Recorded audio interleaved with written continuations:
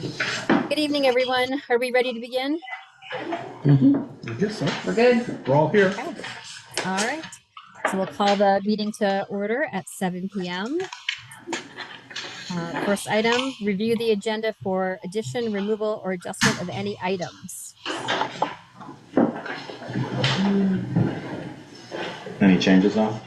Not that I'm aware of. The Vermont League of Cities and Towns is hosting the annual town fair in September, and they have the annual VLCT and PASIF and VERB annual meetings, and municipalities can choose to select a delegate, and in the years past, it's been me. But I don't know that I'm going to go this year, so. Okay. Was it useful to go in previous years? I think it was, so maybe we want to add that to the agenda, just in case, as you Okay. go, and just vote to select or make me a delegate to the VLCT annual Okay. town fair meetings. Where would you like to put that? Could be other business. Okay. You want to put that in other business, Darla? Yeah. Okay.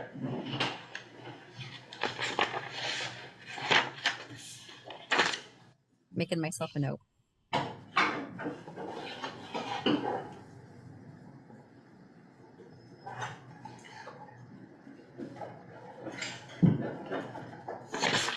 Okay.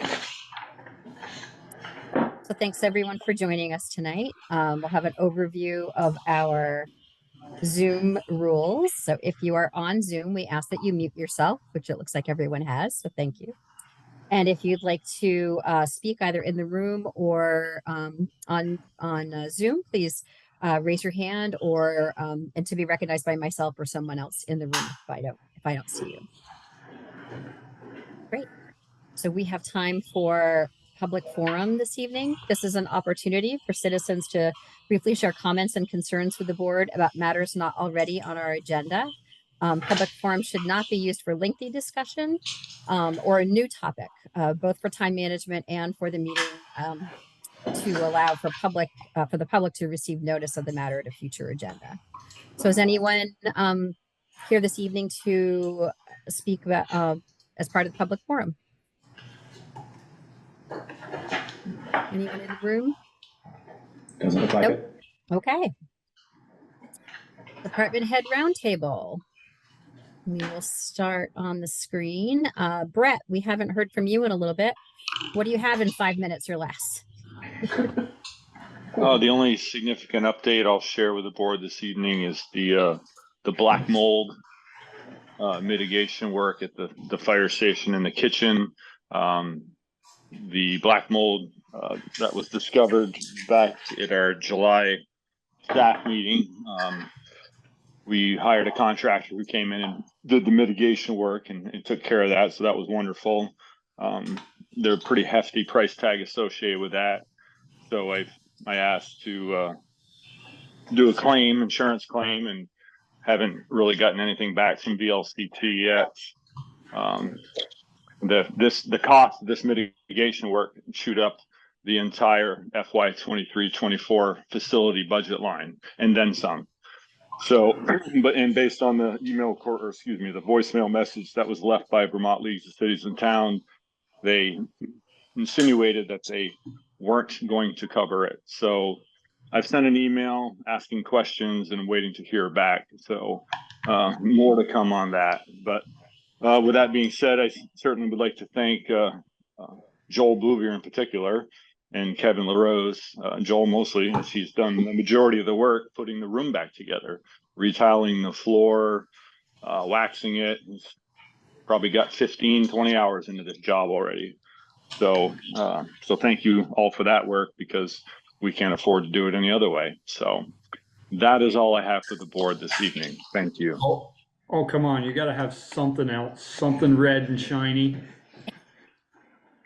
Yeah, woo, woo, woo. Doesn't. Guess not. No. Did you leave, Chief? No, I'm still here. Sorry, I was on mute. Oh, it's okay. Nope, nothing else to share this evening. I'll try to put things in writing to you folks in the future.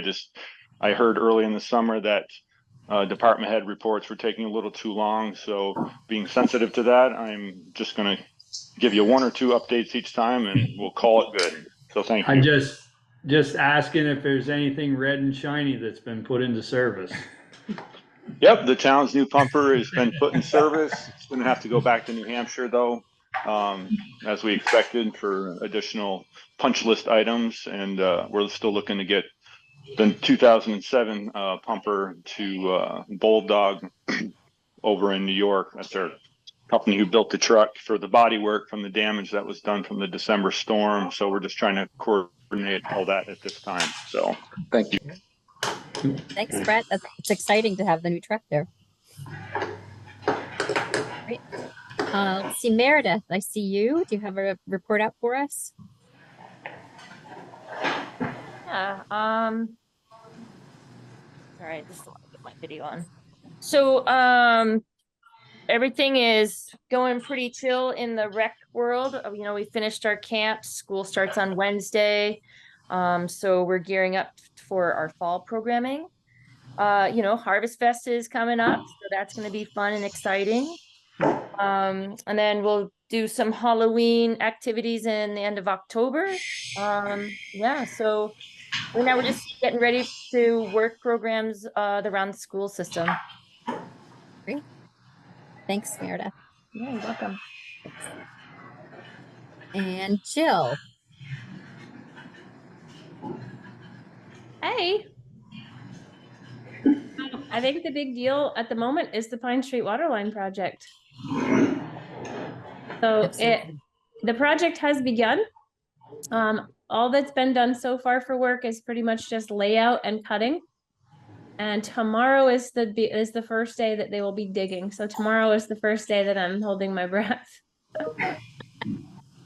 So we'll see how they do. So that's one big part. What are you guys getting for feedback from the public? Are you getting any as board members and as others, other department members that are here? Nothing so far. Nope, I've only received. Just from the neighborhood, it's way overdue and about time. And Good. is my water gonna get shut off? If anybody's gonna hear, it's gonna be Joel, because he Right. lives right there. That's what I figured. I just wanted to know if there was any positive or negative feedback yet, kind of what the pulse was so far. And you did get my message about, the neighbor said you could put the sign down by her garage. Yeah, okay. I thought they put it there already. They still haven't, huh? You got 2 posts up right now, Good. they just haven't got the sign, or, Joel. Okay. You haven't got the sign on yet. Okay. That is a perfect spot for it because it's got a nice backdrop with the trees. Yeah. And it's right on the corner of Liberty and Pine there, it's across the road from there, so, yeah. Yeah. We won't be able to stay on for the rest of the meeting. So is there anything else that you guys wanted to go over while we're here?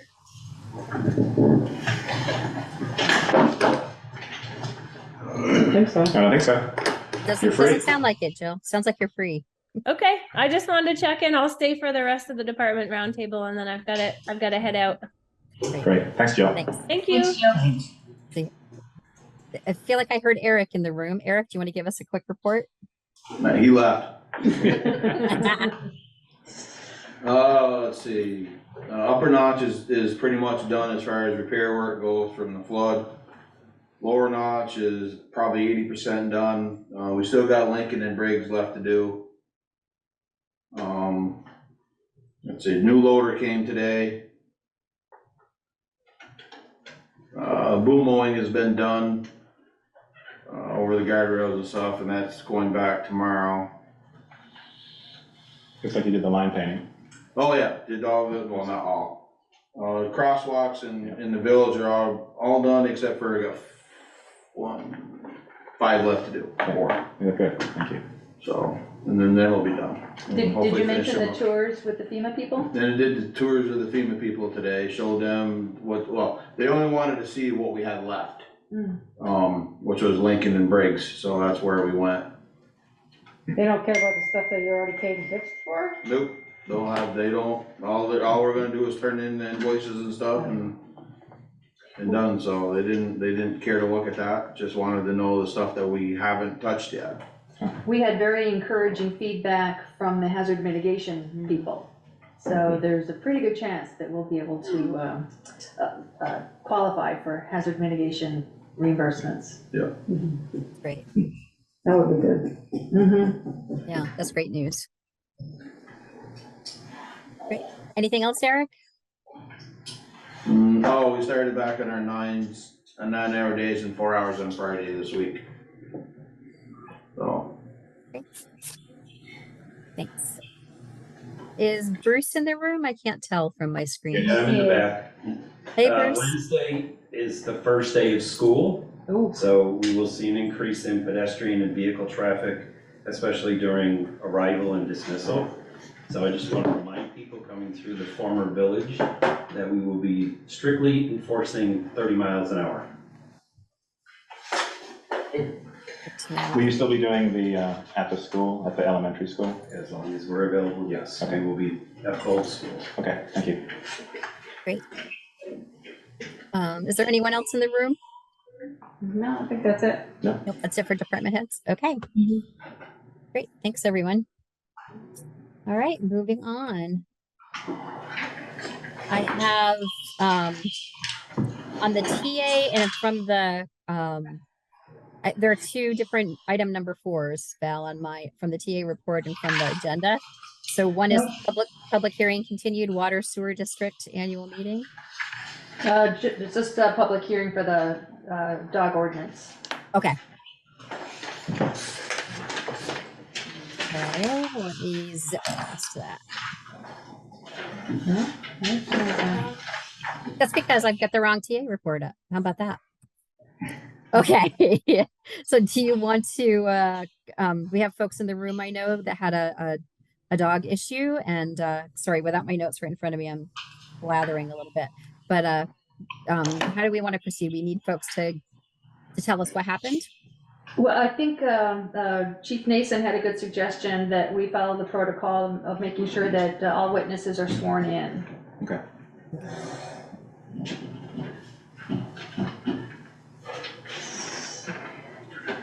And how does that happen? Yeah, do you ever? Somebody has to ask the question and we say yes. Well, like, do you swear to tell the truth, the whole truth, and stuff? Who would, Got it written here. would the chair do that, or do you want to do it, or? No, I'll be presenting testimony, Okay. so. So I guess, Darla, that's your Okay. opportunity. So do we just ask it as a blanket statement to if folks in the room? Michelle's got a statement. I got a statement, so whoever's Okay. gonna testify, I can swear them in. Okay, would you do that on my behalf, please? Yes, ma'am. Thank you. Or I can take a picture and hand it to you.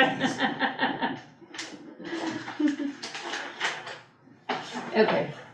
So So, I'll probably present an overview first. So you're gonna do first? Okay. Do you want me to swear you in there? Yes, Okay. please. Do you swear the testimony you're about to give is the truth and nothing but the truth under pains and penalty of perjury? Yes, I do. Please state your name for the record. Bruce Nason. All right. Want me to stand? Sit? What do you want me to do? Here. sit. You're gonna sit here. I was hoping to stand and hide behind you. Yeah. That's right. I told you she sat there. He just wanted to get away from me. Okay, so the Bristol Police Department received a voice message on August 1st at 5:40 PM from Katie Clark reporting her neighbor's dog came onto her property and attacked her dog while it was tied up, causing puncture wounds to her dog. Her 18-month-old son was outside with her when this happened. I listened to the message and I forwarded that message to Officer Francis Smith, who was working at the time. He contacted Katie by phone. He explained the process for completing a complaint. She was taking her dog to the vet. She would call Officer Smith back to schedule time to meet. Officer Smith received an email from her on August 9th with a completed complaint form for the August 1st incident. He then went and met with her at her residence, and she showed him where the incident took place. She also shared with him that the dog that, let me start over. The dog that attacked her dog was a German Shepherd. She was holding her child when she separated the two dogs. After she separated the two dogs, she said Tabitha Coe came over and removed the German Shepherd, apologizing repeatedly. Then Katie and Dylan Ryan stopped to the police department around 6:30 that night and provided sworn written statements. Contained within the statements were previous incidents where the same dog had entered their property around the summertime of 2022. They didn't have exact dates, and none of those incidents were reported to law enforcement, those previous incidents. On August 15th, Officer Smith checked with Bristol Town Clerk to determine license status for the dog, the German Shepherd. There was no license for any dog at that location, but a dog license was issued on August 7th for the German Shepherd. The owner reported in the license as Haley Ross, and it also shows the copy of the rabies vaccination. The dog was vaccinated on August 1st, 2023, which was the day of the incident.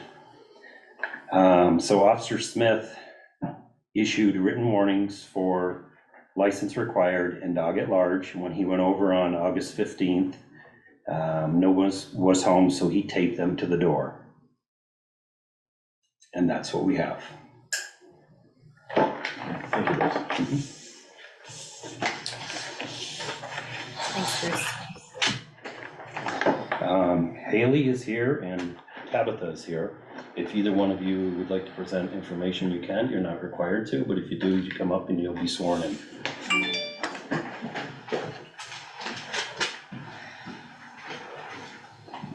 You ready? Chair. I just don't have the camera. Okay. Do you swear the testimony you're about to give is the truth and nothing but the truth under the pains and penalty of perjury? I did. Please state your name for the record. Haley Ross. This incident did occur on August 1st, but yes, she did have a veterinarian appointment. And when we got back, like obviously she's been at the appointment all day. She's been antsy, whatever, excited to get out. I opened up the door, she bolted out, yes. She got loose, she had a leash on. I immediately ran after her. My mom didn't receive her, I received her. And I was immediately there. I did apologize. She's never done anything like this before. I didn't expect it to happen, but I was there. I think they got the people mixed up is what I think. Yeah. Yeah. So, but. Thank you. You're welcome. Okay. Does anyone else want to speak in regards to this? Okay, that's good. I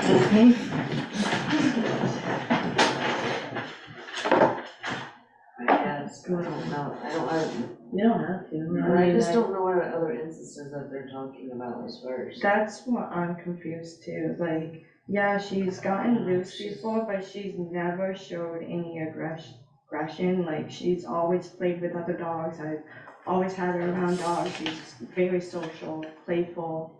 So, like, it is really her first incident, and we do have a letter stating, like, yeah, she does have to be rehomed or whatever. Well, I think it's because I was late on showing proof. I had to get that, but.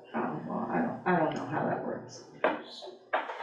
So I'm just confused with the damage that supposedly the dog did a year ago, or whatever. Yeah. Well, I don't think that particular incident is in question now. Right. I think it's the most recent, but it seems like that was, information. yeah, that was additional information that was given Okay. to the police officer. I have a question on that. Bruce, the officer, Chief Nason said that the Katie Clark had told Officer Smith that it's sometime, they didn't have the dates, but it's sometime in August of 22 that she had been running the large. She said summertime of 22, Katie Clark. That's what I don't get because. And Dylan also indicated that the dog had been over at the yard. They both got sworn written statements, so I believe you have copies of them. Yeah, so, and then you said it never attacked or before, or just never run at large like a year earlier? She That's what I'm trying never ran at large. Like when I saw her run up to that dog, she was actually wagging her tail like happy though. And then I don't know how dogs' minds work. I'm not a dog, but I don't know. She could have maybe felt threatened somehow. I don't know exactly. And then a reaction happened. But she's always happy going up to a dog. But you can't state that she could have, when you take her out of the car, not pick her in the house, she could have wandered over to the neighbors and come back in December of 22, which you're not 100% sure that she did. Could have gone over to the neighbors, but not do anything vicious, but could have. I never heard anything. I never even, like, this never came across me before. Like, she's never done this before, as far as I know. Chief, do we know what, it doesn't really matter, just, she said Katie was holding her baby child, didn't say what the age of the child. 18 months. 18 months, I'm sorry if you did say that, I didn't get that, okay. Okay, how long have you had the dog? I've had her since she was 3 months old. And how old is she now? She's 5 years old and The same residence. June, July, August, in 3 months, yeah, 5 years and 3 months. At the same location? The same location? No. What? No, you've been with the 5 My years. daughter had packed up and moved away to Ohio, Yeah. and We've then been she to had Ohio. came back, she ended up divorcing her husband. That's another thing. I came back and like my dog was with Natasha because I lived in Richmond for a while and she's been there. And I came back. So how long has the dog been at? About a year. About a year, okay. So like, yeah, I love it. I was hoping these two would find a, Yeah. you know, we're having trouble finding a place to live. I was hoping. We're working on it, but like. She's my daughter. I know the swearing in and who you are. Right. Sorry, but, you know, it's just- Go up there and swear if you want to talk. I don't know what I'm talking about, but I guess I'll just swear. Then we have an official record. Yeah. Do you swear the testimony you're about to give is the truth and nothing but the truth under pains of penalty of perjury? I do. State your name for the record. Tabitha Co. Okay, so the dog's been there, you said a year? Yes, About? felt like, yeah, I guess it was 2022. And this is the first incident of the dog As far as, getting loose and actually Yeah, physical alteration yeah. occurring. yeah, Okay. And And nobody's complained to you before now? No, nobody's complaining before, nobody's talking to me, like, It sounds like they're just trying to state that the dog has been Yeah. there before, Yes. which is Yeah, So definitely a I possibility. can also add that previously, Yeah. in 2022, when we've been over there for other incidents, other neighbors have mentioned, but nobody has given us official complaints, that dog has been seen running on the rec park field, or rec club field. But because nobody gave us any official complaint, but my and daughter, we didn't witness it, there was no follow-up. okay.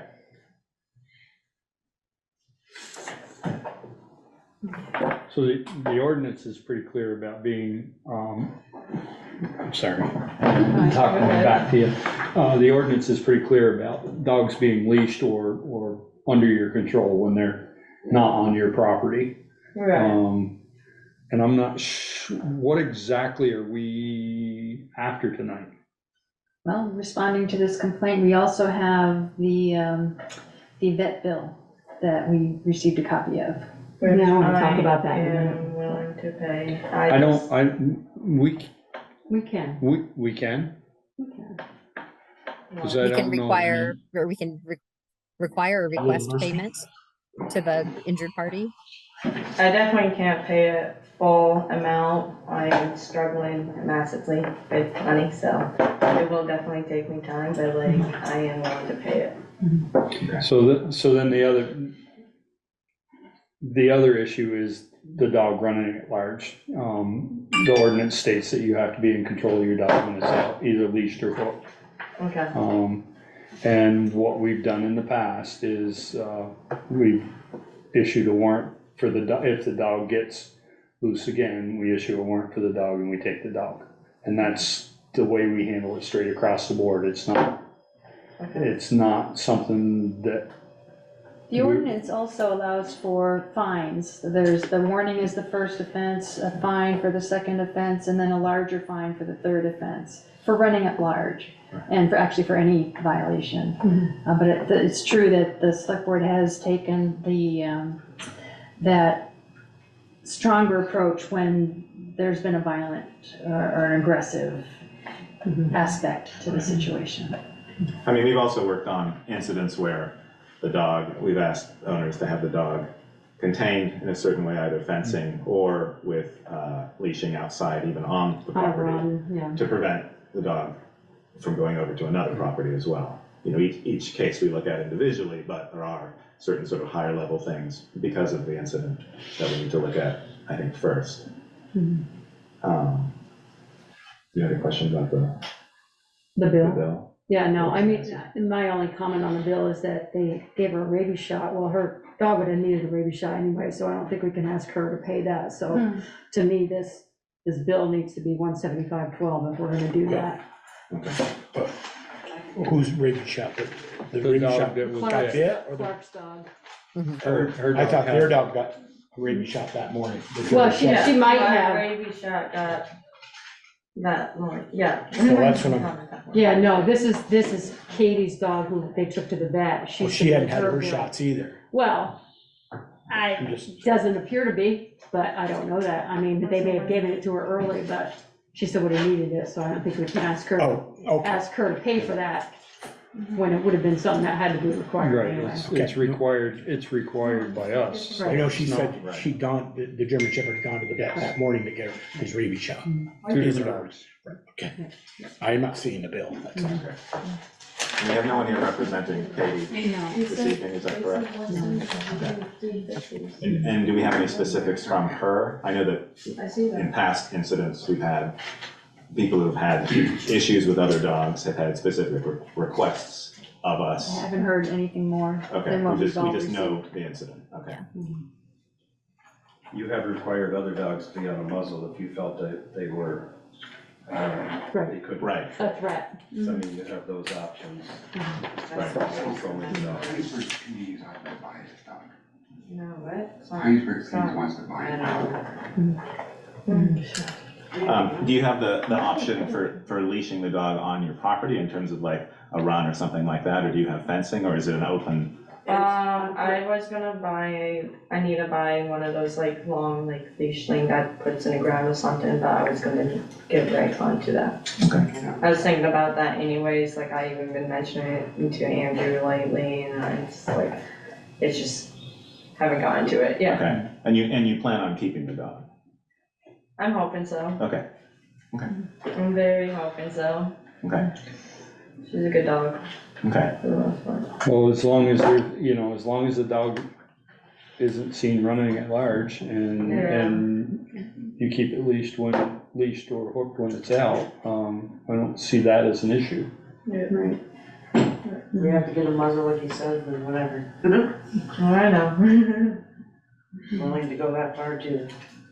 And depending on where you are, doesn't matter where you are, but also, when you hook them all, they could bark constantly, and we have to deal with that, so that's Unfortunately, when the dog barks is when people are walking by on the sidewalk. I had put a board in front of that bedroom to hopefully stay shut, so she doesn't bark at that window. So when people cut through my yard, she barks. That's a natural defense of the dog. I deal with my neighbor's dog jumping on her window all the time. If I have to block the front window, I guess, if it's bothering my neighbor that much, I'll figure out a way to do that. Well, they're not making that. Right. He was just making a just saying. statement that might be. A normal lost dog on the yard barks. with the dog bark constantly. She does not bark, she doesn't That's bark what I'm just constantly. saying. No. I don't allow my dog to bark constantly, and I do get after her when she is barky. She I mean, typically if I barks have a one or dog- two times. You know, and then if she someone's shuts breaking up. in my house, I want the dog to bark. You know what I mean? But if No, the absolutely. dog's barking for nonsense, I get after my dog. Yeah, I yeah, know. and again, that's not in question here in terms of that, so. Okay. Okay. I'm not happy this incident happened, I'm really not, because now I have neighbors that are very uncomfortable with me and mad at me and whatever, stuff that I didn't ever want. Right. No, it's, I mean, it's, incidents like this I are mean, always I tough. get their, you know, Yeah. they're protecting their child, they're protecting their dog, I get it, you know, it's just. Yeah. But I agree with her, I think their dog, out of its own offense, probably got aggressive, like growled or something, and then maybe is like. Territorial, You know what I mean? it's their It got property. territorial with its property, and then the bear was doing what dogs do when they just react stupid Yeah. like that, you know what I mean? Yeah, Yeah. we are in the wrong that the dog ran over there, and like they said, we're willing to pay the vet bill as far as our responsibility to pet them. I don't wanna pay for their rabies shot, that's not my business. Well, thank you for coming in, and I appreciate you taking responsibility the way that you did. That says a lot, so I really appreciate that. But yeah, we're gonna be a little more tighter on them this time. Dogs are like family members, we understand that. That's right. Yeah. We can't have, Trust me, I get after her every day, bad girl for running away. Okay, so board Must members, be what trouble. are we asking in terms of, what are we leaving, or what should we have them take with them for this evening? That's to obey the ordinance in town, that the Right, dog's it's got gotta to be be hooked, leashed, it's leashed gotta or be hooked at all times when it's out. when it's out. And No then if, offense. if another incident happens, and I hope it doesn't, what are we looking at then? Sounds like we have the option of a fine or, as Speaker said, seizing the dog, depending on the severity of the next incident, if there is a next incident. We don't want an next We incident. don't want I to, to be honest with you, I know there's leash laws and whatever, but Haley has taken her dog over to the field to play. So, I mean, I guess, It's on the leash. you know, I guess we won't be doing that. This dog parks, I could go to dog. I think parks. She control was- is really the She factor. was, Yeah. you know, when she was caught, like, in running in the field, she was playing with her. She was with her dog. It wasn't all the time running loose over there. There's a lot of dogs that run loose over there. There is a lot of I dogs. see 'em in the morning. I go to work this Yeah. morning. Okay. So are you making a determination that she's gonna reimburse for the vet bill without, minus the Minus the rabies rabies shot. shots? Thanks the rabies shots. That was the request that I heard. Mhm. Well, I don't know if they didn't ask for reimbursement, we can Yeah, make I that think they decision. Yeah, well, today. it says here, They did in their statement, I think. Yeah, Did they? Okay. Okay, I must have missed that when I read it. I actually read that. Yeah. Okay, so reimbursement minus, So it'd be 175.12. okay. And who does she pay that to? Will she pay that to us? Does No. she pay that to the person directly? Yeah. Directly. Do you feel comfortable doing that, paying her I directly? mean, I do, I get nervous, but I will. It's my So what responsibility happens if it to. becomes an argument of more, like, Sure. I'm not, Could you do that? Could I what? Pay the fine, if she gives you the money, would you pay the fine, is what she's asking? We usually don't get into Yeah. the I mean- process of, I think it would be But- good, I mean. It would be Might- neighborly. might be, yeah, Yeah. spread some goodwill. and say, Or if I'm willing you to want pay to have her Gonna be meet you at the tough. station. for you, yeah. Did you hear Bruce? unless You you can meet say us. there's too many people talking. Yeah, sorry. Go ahead, If, Bruce. if you would like to have her meet you at the station, and you guys can do that in the lobby area, then we can hear the conversation, but we won't be part of, like, saying It's you okay, have I to could do go that. balls. It's fine. Okay. Yeah, I mean, you can tell her the select board said minus the rabies shot, so. I could go to. So if you put that in writing, we can get, I think Valerie usually sends a copy. You sent of a both, letter to them, And they'll okay, know. so, Okay. I think that's a good suggestion, Bruce, to Yeah. just, say, can you meet at the Bristol Police Department at a convenient of your time? And when she does, you let Chief Nason know that they wanna meet, we wanna meet. Well, if she wants to go and do it, I think it would be, if neighborly, she's willing to do it, If it she would be willing to better do to it do it neighborly, yeah, neighborly. fence, so to speak. Yes.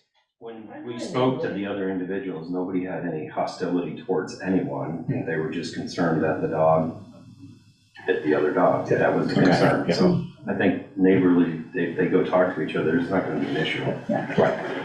Right. Okay, it's a good learning experience. yes, Yeah. Good learning Yeah, well. Like, Dog too. Like I always said, you don't have to go to school to get an expensive education. Yeah. Okay, Okay, so we're thank you good. guys for coming in. All right. Thank you. Thank you. Thank you. Adios. Okay. All right. We're moving on to regular business. We have the Bristol Rescue Squad update for use of ARPA funds allocation, which Chief Elwell and Mark Holtz Robinson, are they present or on Yes, with we us? are. Great, come on up.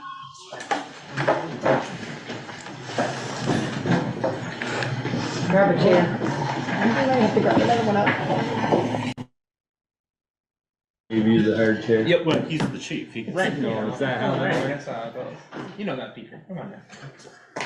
So I do have we put together just a few PowerPoint slides. I did email them to Me and Darla. you and Darla and such, Do you so wanna make him a host, a co-host? you could do that. I don't know how much longer my laptop battery is gonna Alright, last. I guess I can. You wanna just bring them up? I probably have a power. Yeah, and you can consider that entered into the public record, I suppose, as well. Well, that's it. Yeah, that'll work.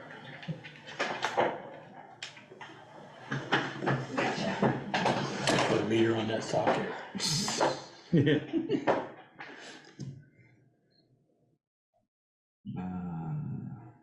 Are you on here? Let's see. Oh, there we go. That'll work. Oh, there we go, okay. So you got it. Okay. I'm gonna get rid of that Oh, now. oops, sorry. Forgot that we can see that.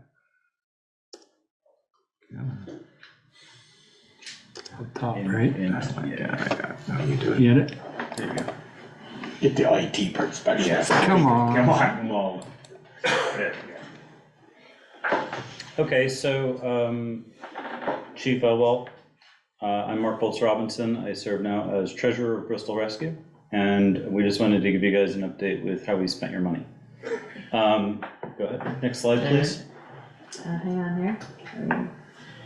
I thought he was,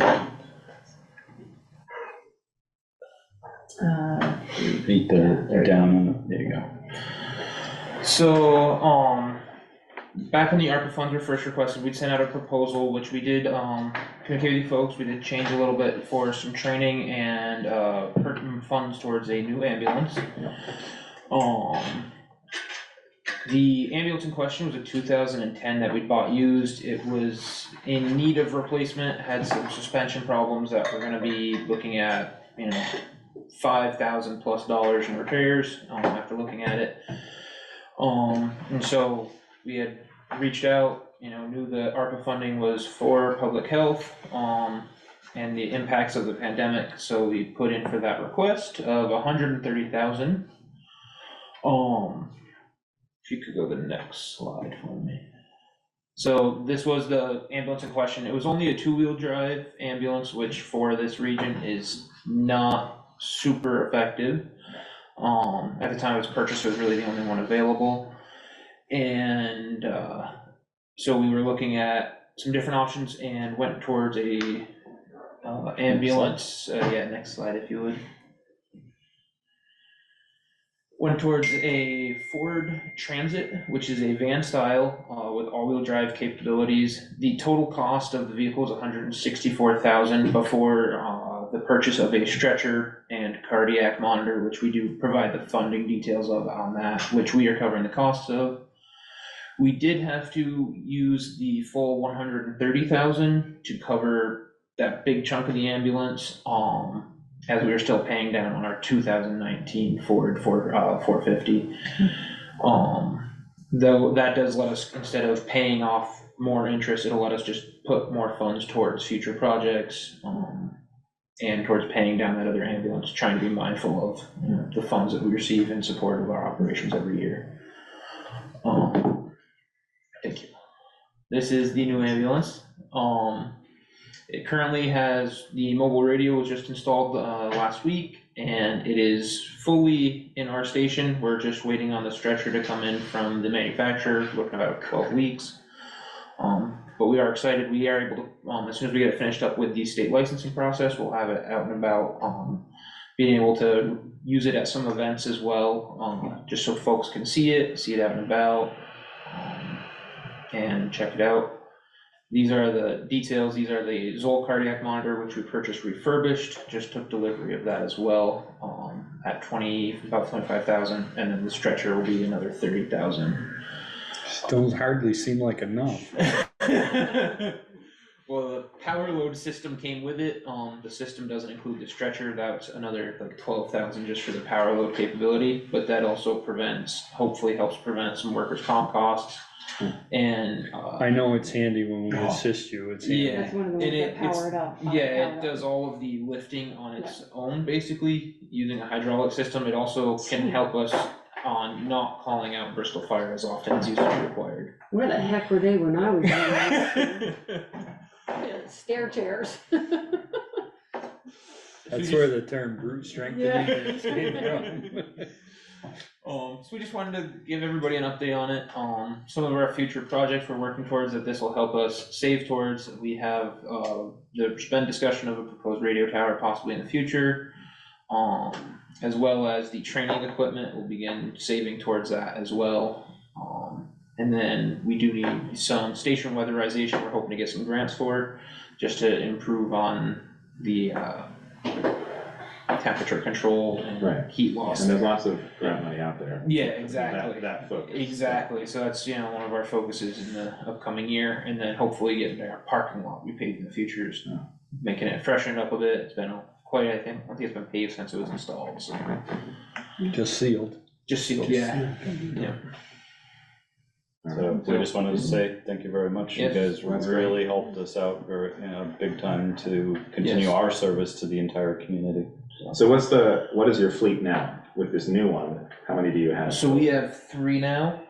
As soon as this stretcher is in and the licensing is done, that'll give us 3 fully advanced EMT licensed ambulances. In the past, when we've had 3 trucks, one of them has never had a cardiac monitor, so we've only had 2 that we can actually use at a time. Yeah. So this will give us 3 units. Our call volume has increased drastically, which is why we're trying to get more trucks on the road. We're also working towards, just did a couple of our first ones, inter-facility transports to help offset some of the costs of EMS doing basically hospital to hospital, things like that, which is a main focus on this ambulance because of the savings in fuel. Right. Yeah, it allows us to better serve the community as a whole, because one of the other aspects of patient care, of course, is patients need to be able to get from a care facility to a hospital or vice versa, and we can now provide that service in addition to the emergency services that we provide for the entire area that we serve. So how's the call volume been? And I live in the former village area, and so often hear the sirens, and it seems like I hear them quite a lot. Yeah, I mean, I know you're responding to a lot of different things, but. 2021, we had at the time, it was the highest year for Bristol Rescue at 777 calls for the year. Last year we were 936. Yeah, last year we grew to 936 calls for the entire year. And we're on track to break 1,000 calls for the year, for this year. By the end of this month, we will likely have 100 calls just for the month of August, which is another record for us.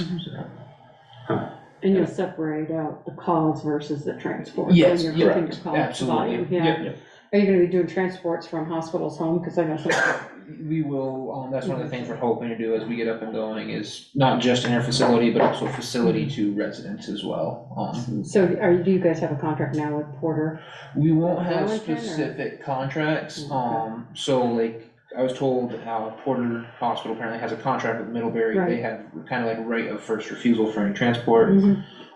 But then You're second. now there's so many transports going every which way that we are on the list for them. Right. And then we will be communicating with the UVM Comm Center. They basically just go down through the list of everybody and say, Yeah, who's next? who's available? next and who can you get a crew together? Yeah. We've had anecdotal, informal requests even from like Rutland Regional to help with transports. It's an ever-growing need across the entire area. Yeah, Dartmouth will be next. And then as more people do transport, transport. yeah, and as, Middlebury, their transport volume is such that then it presents challenges to Right. make sure that we obviously have people available for emergencies as well, so. No, One thing we can tell the communities is at no point will Bristol Rescue take one of our 911 ambulances off the road Right. to do a transport. There will always be a 911 crew staffed. We will not be So taking an secondary. ambulance off. It'll only be secondary crews or tertiary. Exactly. What'd you do with your old rig? We sold that actually to the same company that we Oh, bought this okay. one for, Good, so so. you didn't have to have it hanging around. No. Good. Yeah, we found it was more, we got increased profits for it versus trying to sell it, Right, you know, outright. locally via Craigslist or something Yeah. like that. So it's a different style of ambulance to the ones that maybe you're Yes. used to seeing. Does that give you benefits So you have. over the other side? Yeah, so you have some increased savings with fuel, which is of course always it's a small detail, but it's Yeah. something we can do to try to cut costs where we can. Yeah, fuel is next to payroll, one of our most significant operating costs on a monthly basis. And then it also for doing transfers and also doing, the other purpose of this it'll be kind of like the main ambulance we do for any events like football game standbys. You know, Okay. we want to get out and about in the community more as we move forward, so it also gives us a smaller vehicle to do that with, I see. easier to navigate through traffic, things How like much that. does it reduce the space in the back for you to work? I mean, it's definitely cramped. Sure. You've been in the back of some of the bigger Yeah, ones. So far though, like I'm certainly one of our taller providers. I have to duck, but I have to duck in any ambulance, Right. otherwise I end up with head trauma, so, Not I, done you that. know. Well, you're in the ambulance, so that's good. So we definitely have a height thing there, but in terms of space, it actually is a little easier because you can do everything. It's actually You a can little reach safer. across. You can reach everything Oh, across the interesting. patient. Not so far to fall. Yeah, Yeah. exactly. You know, and also it allows our crews to be seat belted and still be able to work pretty effectively. Now there's a lot more, you have to, especially the critical patient, unbuckle Yeah. and move around the ambulance, which of course increases risk to providers, so it also gives you. What are you talking about? Your drivers are good. I mean, they are, but it still happens. We also realized that, you probably aren't gonna have the time for this, but we did happen to bring it here if you wanted to take a little field trip to check it out. I But looked it over. you're also gonna stop by, I looked it over stop by the station yesterday. at any point in time. I'm sure providers Did on you- call at station would be more We than happy to welcome show folks. anybody in to- the community to stop in anytime and have a tour of the place and check it out. As everybody knows, you guys serve the 5 towns and I think you do a great job, and my heart goes out to you. Did you ask the other towns for anything for this, or are you reaching out to other towns for your other list of stuff that you We wanna had, do? when we sent out the initial list and we sent out some additional communications, we're still planning to reach out to some of them. Some of the communities came back with strictly, this wasn't, something they were focused on, kind of had other projects in mind, but thanked us for applying. Some folks, some towns we've heard back, they're considering it, and some we just haven't heard anything back yet, so we're still reaching out, trying to help offset the costs of the projects going forward. When you said that, you had one slide there that your radio costs go up 4%. 4% a year 4% without, per and I'm year. hoping that's you and Bristol Fire and hopefully Bristol PD can get on one tower and not have to pay that cost. I have to pay some, but hopefully it won't be like Yeah. that. A smaller percentage. But Yeah. Okay. Yeah, we're keeping our fingers crossed for that one. Yeah. Well, thank you very much. Yeah, Thank you, thanks for guys. coming. Thank you guys for having us. It's great to see that where the money's gone. It's Absolutely. fantastic. Yeah. Absolutely. Wonderful. Yeah, A thanks. little smaller than that third bay Okay, than now you got a little bit more that. charge rate for that. Appreciate that. Thank you all for having us. Thank you. Thank you. Hey now, I wouldn't go that far, come on, Peter. That's not nice. You get ready to do the pay, let me know. Okay. I might be able to get. All right, so we're gonna move on to item number 2, the police station relocation to Firehouse Drive feasibility update and next steps with Cushman Design. Good evening, my name's Michael Perpall, with Cushman Design. Happy back there. Hi, Michael. Hey, Michael. Hi there. Well, thank you. Jamie Simpson from Landmark Engineering Design is also here. He's our partner. He's our partner on the feasibility study for the civil and infrastructure component. I was last presented to the board, I think it was the end of March. We presented 2 site plan options and building plan options, schematic level design options, just to show our opinion that the site could support the addition of the police department on the firehouse side. And at that, so we had a one-story standalone building option and a two-story, which was in addition to the south side of the firehouse. The thought was to capitalize on the firehouse elevator. You could create an addition of a two-story police department.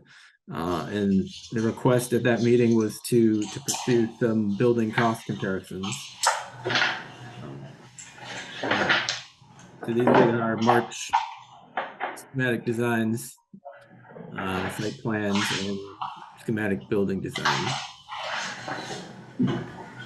So this was the one story, sort of connected to the existing building, and then we have proposed two-story. Yes.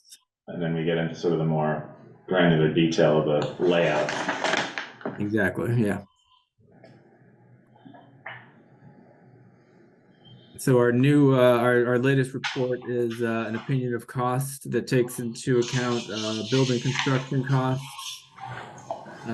design fees, site infrastructure, and permitting fees.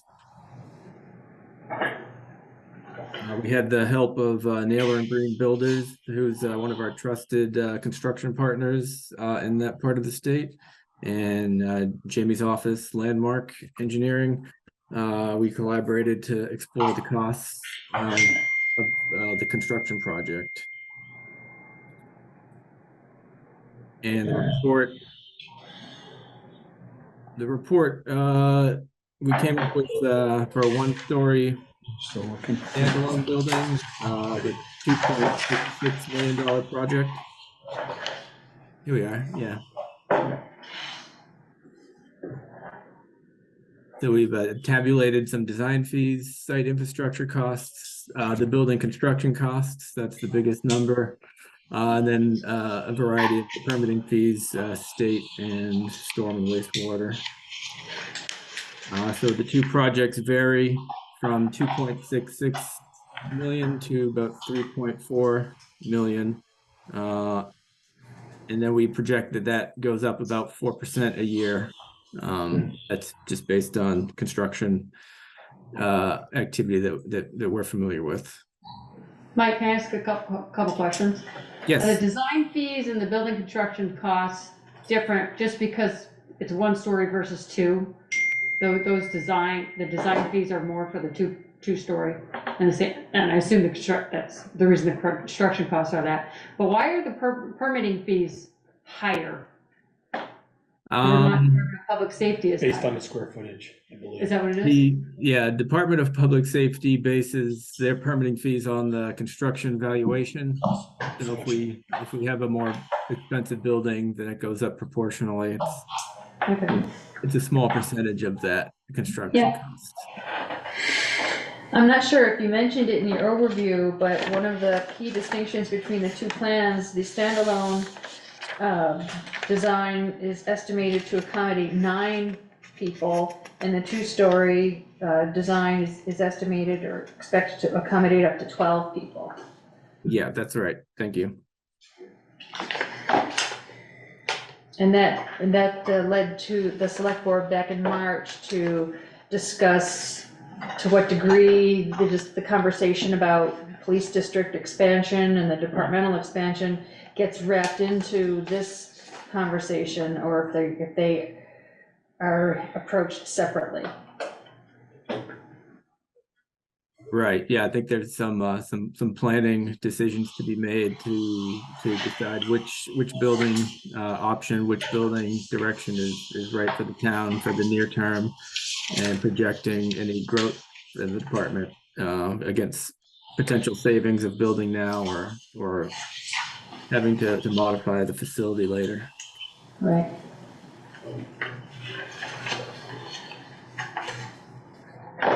When you're considering use of space and you're using terms like 9 people, it doesn't necessarily mean 9 police officers. There are outside agencies that use space in our current location. Now it's shared space, but they could have potentially an office that they could walk in at any time, and now they have to call and have to say, hey, do we have time? Can we get in there? Is there anybody else in the building? Because it's so small, they'll hear the conversation, so some of them we, so the larger space would accommodate those agencies that work with us. That wouldn't necessarily be there every day, but they are there frequently. That's good to know. Right, and we've also talked about an additional role, sort of a mental health or social aspect. Which I really would like to see. Right, and we're, the select board is in full support of that, it's just sort of figuring out how to accommodate that. And when you have something like that in our location, the entrance should be kind of away from the main entrance, and the space has to be well soundproof, I guess, that's the right term to use, just so they feel comfortable coming in and meeting and having discussions. Right. What's in the location that you're at now, what's your square footage? Do you want to talk about?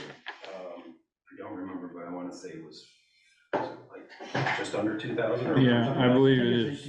Yeah, 1,800 sticks in my mind. Yeah. Okay, so the single story, at least from the designs that we had been put together a number of months ago, the single story was about 4,000 square feet, including car space. And then the two-story, oh, here we go, so, yeah, so was 5,500 versus 4,000. But and obviously that, there's a very large price difference between those two. 700 grand. Yeah. Well, there is and there isn't if you figure it by the square foot. Right, that's true. Michael, a couple questions that Peter and I, we just looked at. I have one that, maybe not his, but the one story is further away from the fire station entrance, or closer, no, further away than the two-story. Is there a reason for that? Probably doesn't make much difference on the cost, but. I think that's slightly different. That's because they put in And then the covered this area there. so question they that don't need Peter those. pointed out, and the one story, you pull into the Sally Port and you bring a potential prisoner right out of the holding cell into processing and holding. And in the two-story, you almost got to walk them down the whole corridor to the processing and holding cell. Is there a reason? Because of the stairs? In the two-story That one version- there. Got to walk them by the interview room, you got to walk them by the conference room into the processing. Yeah, the two-story version, in general, it moves most of the admin upstairs. So I felt comfortable allowing a little bit more freedom on the lower level for prisoner arrival and that kind of activity. Okay. That makes sense. I didn't look at that. I didn't look at the other rooms. I just looked at the distance. Right. It's essentially the location of the stair wants to be furthest to the south end of the building. It could be spaces could be rearranged pretty. This is not a final plan, but it's. Right. The idea with the feasibility study was to find the right size of the building on the site and to make sure it could hold all the activities. The locations aren't finalized. Okay. But you got 3 holding cells in the single story and only 2 in the, right? Oh, there's 3 involved. That's 3 and 2. No, there's 2 involved. Oh, Yeah, I was thinking that last one was a holding cell, HVAC. not HVAC, yeah. Okay. Michael, would it be possible as an alternative concept, if folks are interested in pursuing the single story, moving it closer to the fire station and including the covered walkway, just to connect them in a protected way from the elements? That's it. I think it was. It looked like here. Well, the covered was for the over the top, get to the elevator, I believe. The other one was, because they needed to connect them for the elevator. That's the single story there. Yeah, and it shows a covered walkway. Oh, okay. Oh, it says that's connector above, okay. Okay, good. This one shows. You're way ahead of us, Michael. Of course. Thanks. But that's not sides. Yeah. I think Yeah, Chief Brett indicated how important it was for the fire staff to arrive at their diagonal parking and have a quick route to their entrance on the back of the equipment bay. Got it. The idea was to keep the ground level open in both options. The one story just have a connected roof. And the two-story would essentially be a second floor corridor or a bridge between the two. So the bottom would be open underneath, but it would just be like a walkway you see on some of the hospitals where the airports, where the fire system, okay. Covered for the elements. Covered for the elements, right. Mhm. Yeah, exactly. Okay.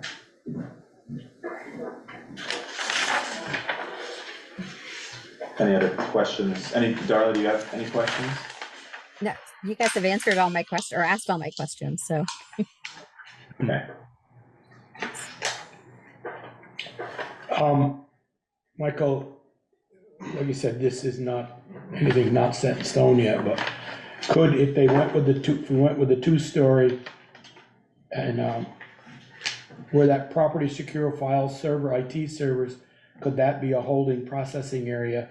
Get it closer to the Sally Port so you're not. That's yeah. Right, and maybe Yeah, make the conference room over where the processing and holding is, in that area.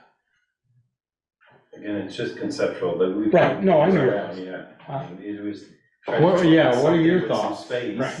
Yeah, I mean, we would sit down and see what works best for us, bringing people in and out, whether it's somebody in custody or somebody that we're dealing with a mental health issue. And, or if we have some other agency coming to use the space that we're allowing them to use, we have to also consider how they come into the building. So, but knowing the size, we can move rooms around, that's not a big deal. Okay. My thought process was that, let's say something happened and the suspect was still at large, could be a sexual assault or something, you're interviewing, and then another agency or another police officer brings the suspect, finds the suspect, brings them in. They have to take them past the interview room in that scenario. They wouldn't bring them in without contacting us first. I mean, anytime we're doing any kind of joint investigation with anybody, nobody would come into the building unless the other person knew, or the other agency knew what was going on. So if we had to close, I guess you're not getting what I'm saying. Or lose somebody, I guess you're not. We wouldn't bring them back. I'm just saying, if someone was in being interviewed, what happened, taking a statement from them, and then you may bring them in. He's saying they're not coming in unless he says they can come in. That's I mean, what he's saying. We had to He hears you. hold them at another agency until we had the situation under what control we wanted, we would do that. Okay. My suggestion would be focusing more on which Size. size to focus on, and then once that's decided, then you can rearrange, you can decorate the walls and rearrange the rooms however you want. Right. I see Brett has a question in the chat. It says, can Bristol taxpayers expect to vote on expanding the police district to a townwide police department in March of 2024? I don't think we've got that far just yet. No. But I think that the clue to that question is that are we gonna bring it to the voters at some time? Whether it's 24 or 25 or 26, but are we gonna, that's not, the five of us aren't gonna make that decision. Are we gonna put it to the vote? Well, I think. Do you want to expand the police department? At a previous conversation, I think there seemed to be agreement that if the select board supports the idea of a townwide expansion, then the select board needs to present it to the voters in that way. And that what we are going to try to do is update all the data that has been collected. You did a lot of work, the committee did a lot of work, and so a lot of that groundwork has been done. We just need to update the numbers and present that to the voters and the select board. If the select board does support the concept, make the case to it, to the voters, and see what happens. Right, because if we're not doing that, then who is supporting that decision to go townwide? If it's not. It has to be a vote. We can't. Yeah, I know, but I mean, we have to present that. In a leadership way. Right, yes, exactly. Mm-hmm. As opposed to just saying, here's a question for you. Right. Have at it. I think we need to do more than that. Yeah. If we choose to. But I think your decision on these designs is gonna decide whether you're going townwide or not. I mean, if you're not going townwide, are you gonna build the size buildings and have that, need that size buildings for the current staff? I mean, I don't, know. I don't know think the you answer to build that. it, you can't build for the current staff, you have to plan ahead some. Well, I understand that, but Right. it's a difference whether you're townwide or Right. just village. Yeah, part of it, I there- mean, go on there. I was just gonna say, is there an option if we chose, and if we chose to go with a one story or with a smaller option, could that always, I'm guessing it could be added on to if we chose to at a later date? Yes, yeah, a building could be designed with capacity for an addition, and that would be an option, yeah. It might not be the most cost-effective option, though. Right, that was my next question. Well, Michael, to add on to that, then you're saying could take a, let's say, we're all dead and gone, 25, 30 years, they say, well, we gotta expand again. They could go up on top of this or out further. If it was designed Designed depending for on how it was designed. Well, going upwards is usually not, it's usually not the expansion. It's not the most economical expansion to plan for a second floor to build at a later date. Because of the stairs and those other kinds of structural issues. Well, then you also have to take the roof off in order to like build up. I mean, you aren't in there for the whole time you're you doing guys it. all remember, is it been 20 years now, the junior high section at Mount Abe is designed to put another top on it. Structurally built, so. Yeah. But that's flat too, that's different. Well, I think this is flat peak. Yeah, I was gonna say this is a Correct? flat roof too. This is a flat roof? Yeah, this would be a flat roof. Yeah. Yeah, I can't imagine us expanding outward. No, We just don't have the second. space. I mean, if you're gonna expand, it's gotta be up. Yeah. And you'd have a bigger footprint to Right. expand on down the road, as Right. opposed to, instead of a 2,000 square foot, you'd have 3. Yeah. But we also have, I mean, as the chief stated, they're in a 2,000 square foot building now. Even the single story is double that size. Right. And obviously, it's nice to have that space, but it's, we're only a certain size in terms of the Bristol, even if we went town-wide. I don't think town-wide means double the department. I don't believe that's the intention at all. So it may not be an issue in terms of if we chose a single story to be able to move into that space. Obviously, you expand to fill whatever you're building, whether it's fire department or police or anything like that. But it may not be an issue given the size of our town. One thought occurs to me, the number of vehicles. Each of these concept plans provide for 2 vehicle bays, but am I correct, Bruce, that we actually are either have or aiming for 3 vehicles? We do have We three. have 3 Yeah, now, right. So But they wouldn't all be. They wouldn't all be in the bay, but sometimes one of those bays would be used if we secured a vehicle for a search warrant or if we had to seize a vehicle. So, if we did that now, we'd have to put in what we have and our vehicle would be outside. Right, and it'd obviously be parking to accommodate. The space that we have now, there are multiple rooms that is shared. I mean, for me to do a proper interview, I have to remove the clothes from one room to do the interview. So, and then when somebody comes in to want to use space for 3 or 4 people, then we have to move other things out of that room into another. So current size, even though we aren't that large. So you prefer not to move clothes around when you're interviewing? Prefer not to. You kind of. The current size doesn't Yes. accommodate for you Exactly. currently. Can we get movable closets, so all he's gotta do There is we roll the go. closet? A wardrobe. You know those the lockers at the firehouse, they roll. I mean, So can how long someone- have you been? Sorry, I'm sorry. Can someone remind me, this plan, does it eliminate any parking spots over there?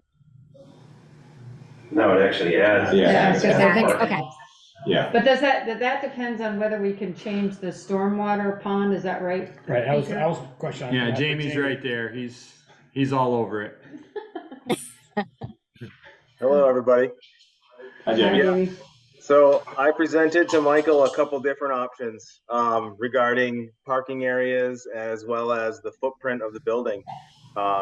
The two options that I proposed were if we could expand the existing infiltration basin that's on site already. And then the second option, which is a little more expensive, would be to incorporate underground infiltration trenches or infiltration archways or I guess you'd call them the infiltration Chambers. chambers. Thank you. I was blanking on that word for whatever reason. Anyway, so the chambers would be located in parking areas, and that way you could maximize your space available without impacting on your neighbors or any of the adjacent infrastructure. So there's no option of using, Kevin said that he was open to the option of using their stormwater pond. That's not an option. It's always an option as a last resort. Anytime you're sharing stormwater treatment infrastructure with other entities, you get into a joint permit situation, and then it becomes when maintenance has to happen, who owns that maintenance and who has to take part in the expense of that maintenance, and what is the proportion of that maintenance? Cause there's never any water in our pond. I keep hearing that. As you well know. Which is right here, Yeah. correct? Yes. This one? So that's existing, and then you can see this is. Oh, it's all green grass. No, that's an old picture. Right. Can't be that but old, there's construction there. Right. I mean, this is still there. Obviously, it's changed greatly in terms of around it, but this part is still here. So are we looking at changing this, or can this stay as it is if a new building is put in this location? My hope would be that it would not need to change, but simply be expanded and enlarged. And that way you could keep the 4-bay. I have to look at the actual calculations done by Green Mountain Engineering to see if the 4-bay has the capacity required by the stormwater regulations. But if it was oversized or at least accommodated for this future police station, then it's possible it doesn't need to be modified at all. That's great. Yeah, it's not gonna change. Well, it is, it's gonna give you more impervious soil, so it is gonna change. But like I said, there's never, given the soil types, there's never any water there. Yeah. Brett, I have your hand raised, yep. My question is the figures you do for the amount of water that goes into these stormwater ponds. Does any of that runoff, that water, does that account for water that's coming down Firehouse Drive from the north to the south? It takes, I believe when that permit was done, Brett, the whole front yard from the front entrance or the front exit of the apparatus bay comes all the way down to that pond. So all of that water, and now they're taking the water from the second entrance, instead of it going into that pond, it's going into the storm drain system that goes out on The second Stone Hill entrance to the property. fire station? Yeah. Well, I guess the point is I'm trying to make water doesn't go past that second entrance. Water does flow down Firehouse Drive, and then just I guess that would be on the east side of the diesel fuel tank, then goes into our stormwater ponds, because the engineering for that parking area, when they redesigned that, remember the low spot we used to have there, it didn't work as engineered. Water does not go down Firehouse Drive to the stormwater drains. It goes onto our back lawn. The water from the second drive on, there's a sidewalk and a curb there now. So we don't get any of that water. From the east. From south of the second driveway. There's a sidewalk and a curb down through there, so we don't get any water from there anymore. Okay. You're talking on the east side of Firehouse Drive, though, right? On the west side. On the west side? Okay. Yeah. There's a curb there now. Yeah, there was originally that water came off, and So that was designed to take all that water from the front all the way down through, which, like you said, we're still getting. The idea was shove it out in the road and it would go in that storm drainage, but that doesn't happen. No, So yeah, where's it go because now? it goes into our stormwater drains, the town stormwater drains. Right. They're ponds, Which excuse is me, stormwater pond. Which is where it was originally designed to go. No, but I'm saying now that Originally, they have, until now they that they have the curbs redesigned, up, where does it go? originally, until they redesigned the back entrance to the parking lot, that water was supposed to continue flowing down Firehouse Drive because we get a large volume of water down that way. But because of the engineering, I'm sorry, it failed. And so now all that water still goes into the town's stormwater ponds on the fire station's back lawn. So So you're Just putting saying, that out there. Okay, thank you, Brett. So during final design, we would reevaluate all the impervious at the site, including any new impervious, and we would reevaluate based on current topography where that ends up, and at what point we would have to intercept it and send it to the infiltration forebay that's currently where the cursor is now. Because, like was said earlier, south of the text of Firehouse Drive, all of that now has sidewalk on both sides and currently empties into a catch basin structures near where the two white trucks are, down by Stony Hill Properties border. That's right. Exactly. Okay. All right. But you're saying it'll all fit. I guess that was the I question. Bottom line is guarantee. it'll fit. That's right. Yeah. No. So we'd have to evaluate that. But yes. That's part of the final plan. Okay, any other questions for Michael or for Jamie? it seems to me we need to decide on a sequence of events. At what point do we ask the voters? Obviously, we would present, now that we know this cost information, we have information to share with the voters. Well, we can run the numbers with our current lease and see Right. where we're at payment wise. Mhm. So we'd know that if we did decide to go townwide, or we asked to go townwide and it failed, whether we could afford it or not. Right.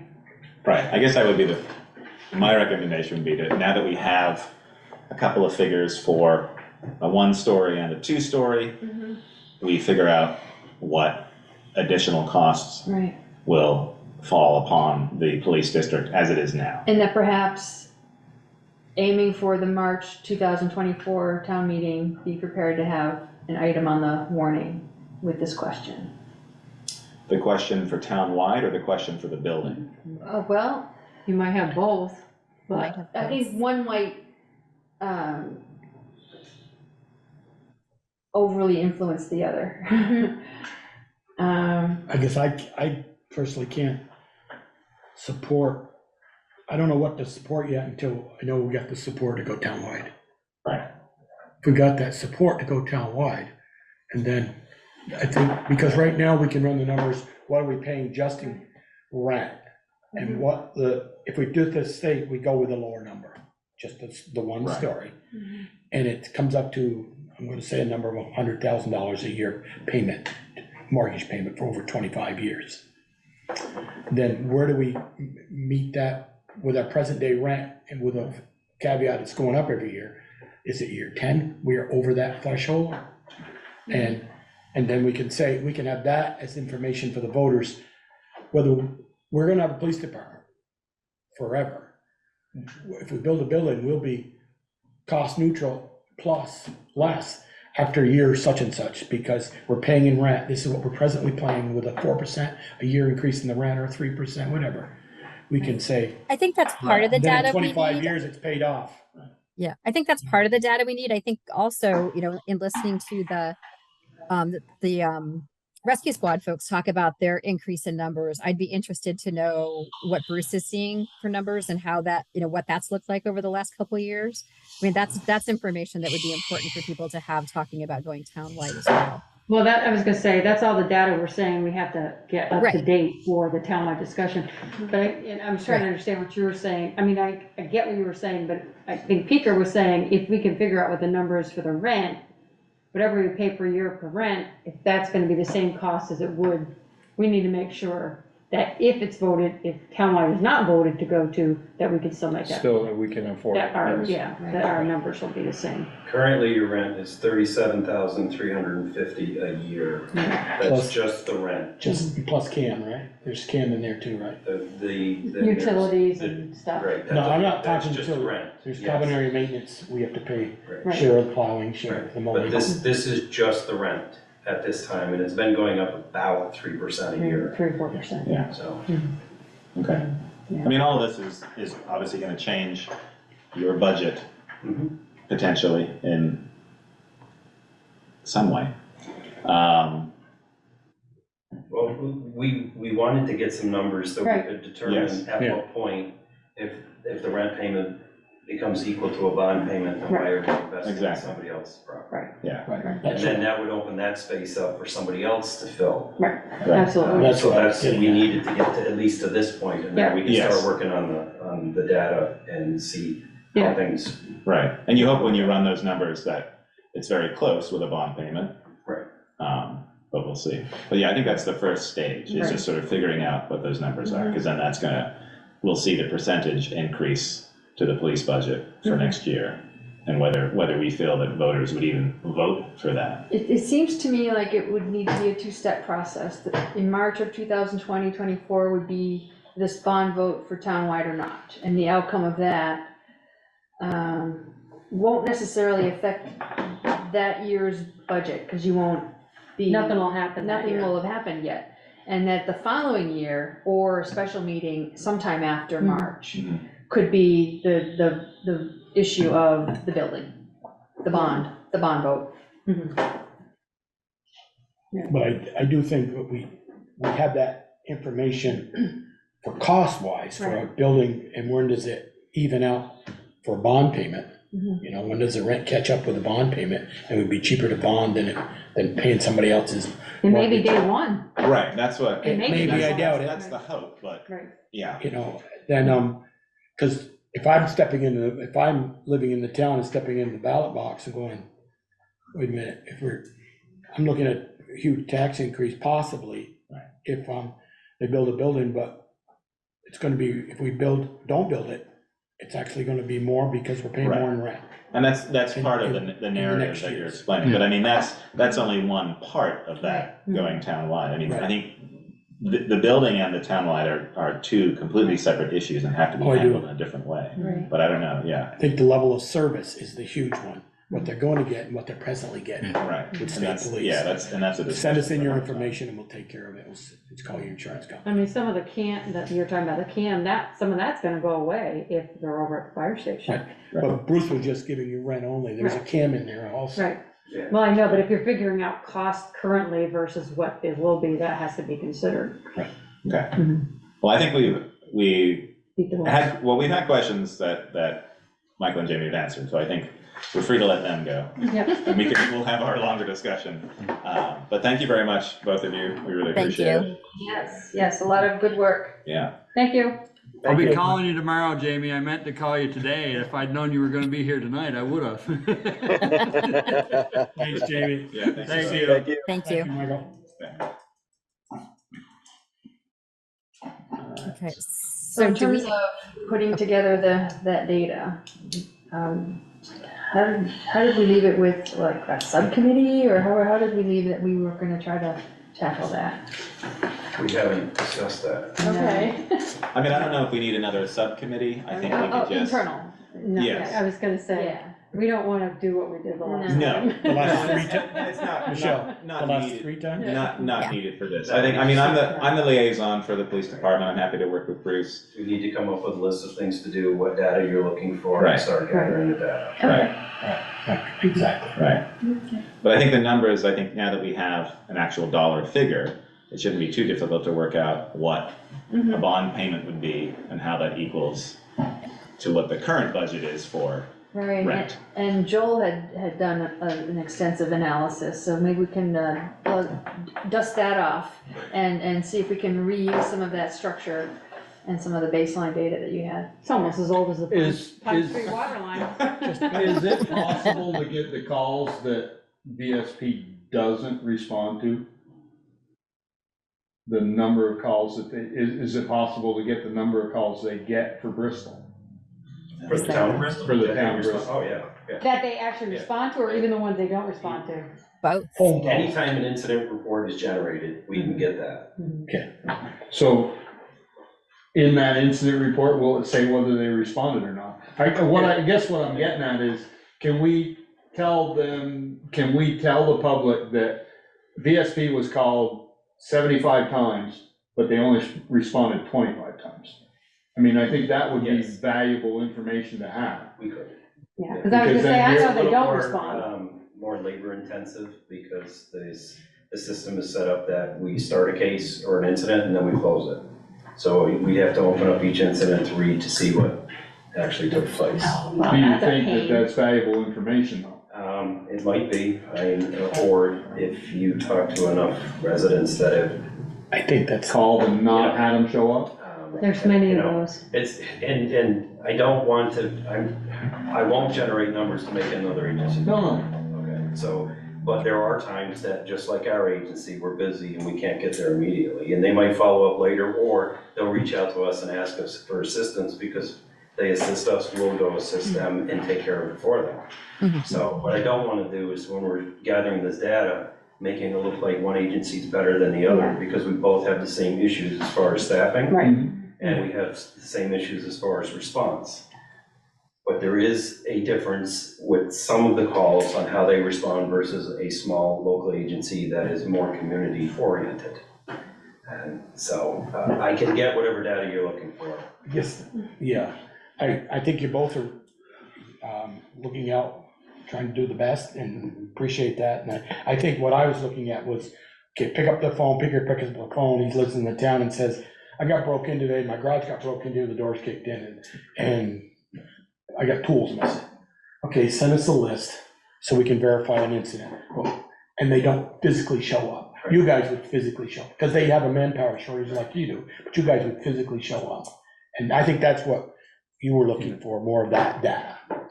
If we had some of that, or if we had testimony from town residents, said I've called, and they'll say. We can certainly give you responses, but I'm not going to. I can see where, I totally get that. If you start focusing on that, Yeah. then it creates animosity Friction. between the agencies, and we can't afford that. No. I need them to back us up. We are by ourselves.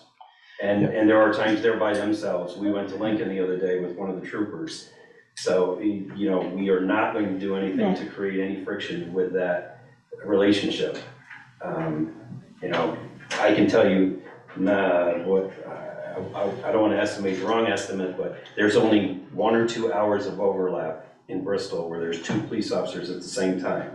And that's usually between 2 and 3 or 2 and 4. Anytime after 3, it's just me staying later. Other than that, it's 1 Bristol police officer by themselves. Even when we get called out, we're by ourselves. So, we need to continue our support with local agencies, and not just state police. Middlebury backs us up after 2 o'clock in the morning because there may not be a trooper available.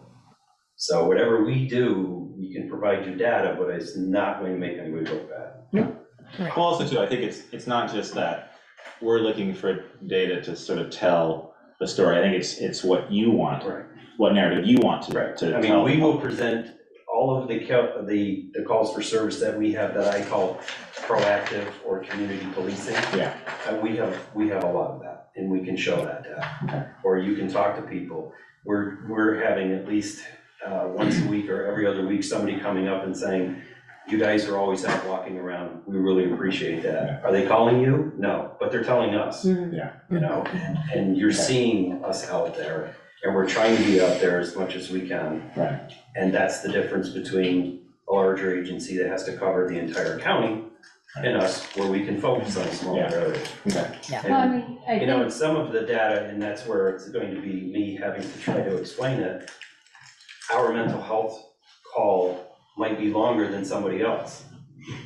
And when I do a follow-up visit to somebody the following week to see how they're doing, I'm not putting in another incident report. I'm just grabbing a cup of coffee or a soda because I know which one they prefer, and go sit with them for 15, 20 minutes, half an hour, ask how their day is going, make sure that they're following up with some of their appointments, and if I need to remind them, here, don't forget these services, it minimizes the amount of times we go when they're in crisis. And when people are in crisis is when we don't, that's when mistakes are made. Yeah. I mean, I think the numbers are more for like, how many calls do people out of town have Right. that you could respond to? I mean, I don't think it's a matter of making people look bad, but it's a numbers game. I think the other thing we It is need a to, numbers game, but when you look at just that number, you don't know how many Right. hours or how many Right. minutes are spent Absolutely. there. Or if there's follow-up, it's not going to be in there. So we have to be careful how we present numbers. I don't like stats because they don't explain everything. You know? Well, we can connect, yeah. the thing we can use to our advantage is that you also deal with all these people from out of town. That we've been starting to track. If it's a non-district resident, Okay. we're trying to remember to check that box off. And so you'll see how many percents or how many of those calls we deal with. Right, okay. But, and again, if it's somebody that's in mental health crisis that I've been to, I'm gonna do that follow-up. It's not going to be in there that I went out outside the police district to have a conversation. But anyway. Okay. Right. All right, thank you, Bruce. Thanks, Bruce. So it sounds like the next step is Bruce and Ian will connect, and then we'll go from there. Yep. Okay. And let me know how I can help. We need to figure out the numbers. Yeah. If you can give us a rough idea of what you figure a bond payment would be and where we would break even. Okay. I mean, I would think we could get started on that Right. at the same time. Yeah. Absolutely. Yeah. If I had my bond calculator here, Yeah. I have it at work. Yeah. And we could- All All right. Thanks, Bruce. And other folks who left. Okay. All right. So moving on, number 3, street tree planting project update and discussion of source of matching funds. Tree committee members, Josh, I'm going to get your last name wrong. Bahunik, did I say that right? Oh, And John Swepston. I don't know that John, I don't know if John John's not is here. zoomed in, but he's not physically here. Okay. It's his wife's birthday today. Oh. Well, it's a good reason he's not here. Stay. He will still be married after Yeah, tonight. sure. Set of Join us priorities. at the table. Thanks. Have a cushy seat. Well, thanks for allowing me to come today. I'm Josh. Thanks. Say your last name. She has to try it first. I did, and I did it badly. Is it Bahunik? Bahunik? You got it, see? It sounds just like it Not so looks. bad. Everybody gets intimidated. Yeah, I sent in an Your memo. update. I don't know if you guys have it or not. Yep, I have it, and I summarized it a little bit in my TA report. Yep. Oh, you probably did a better job than me then. So, but yeah, well, thanks for giving us some time here. I don't know what you want me to say or Well, I what can you quickly want. summarize that Josh presented, that they did a survey of village residents. They received 22 responses of folks who were interested in hosting a tree in the green space between the sidewalk, if there was one, and the road. Also included online with the select board information is the evaluation that John Swepson put together of those responses and which sites were actually suitable for hosting a tree, one or either a small or a large tree. And Josh went and solicited bids from at least 3 different nurseries, 4 actually, received responses from 3. In his memo, he summarized the results with Borough Hill being the apparent low bidder. And he summarized the cost ranges from that particular bid tally. And so there's 2 different questions for the select board right now, and that is, do we go for 30 trees or 22 trees? As outlined in Josh's memo and summarized in John's survey review. And then, where does the match come from?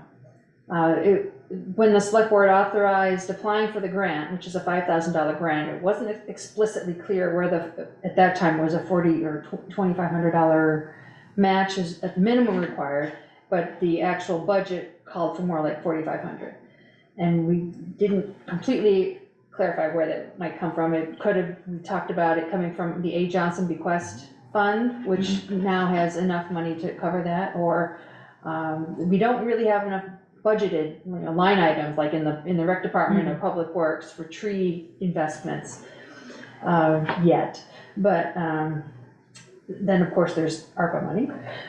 So the question is, where would so if we go with 30 trees, the required match to meet the cash outlay of 30 trees would be higher, like 4830. Yeah, 4830, or a little bit less if we go with the 22 trees, or some number in between even. So maybe it's a range. So do we have places for all 30? You have 17, you have 17 places, do you?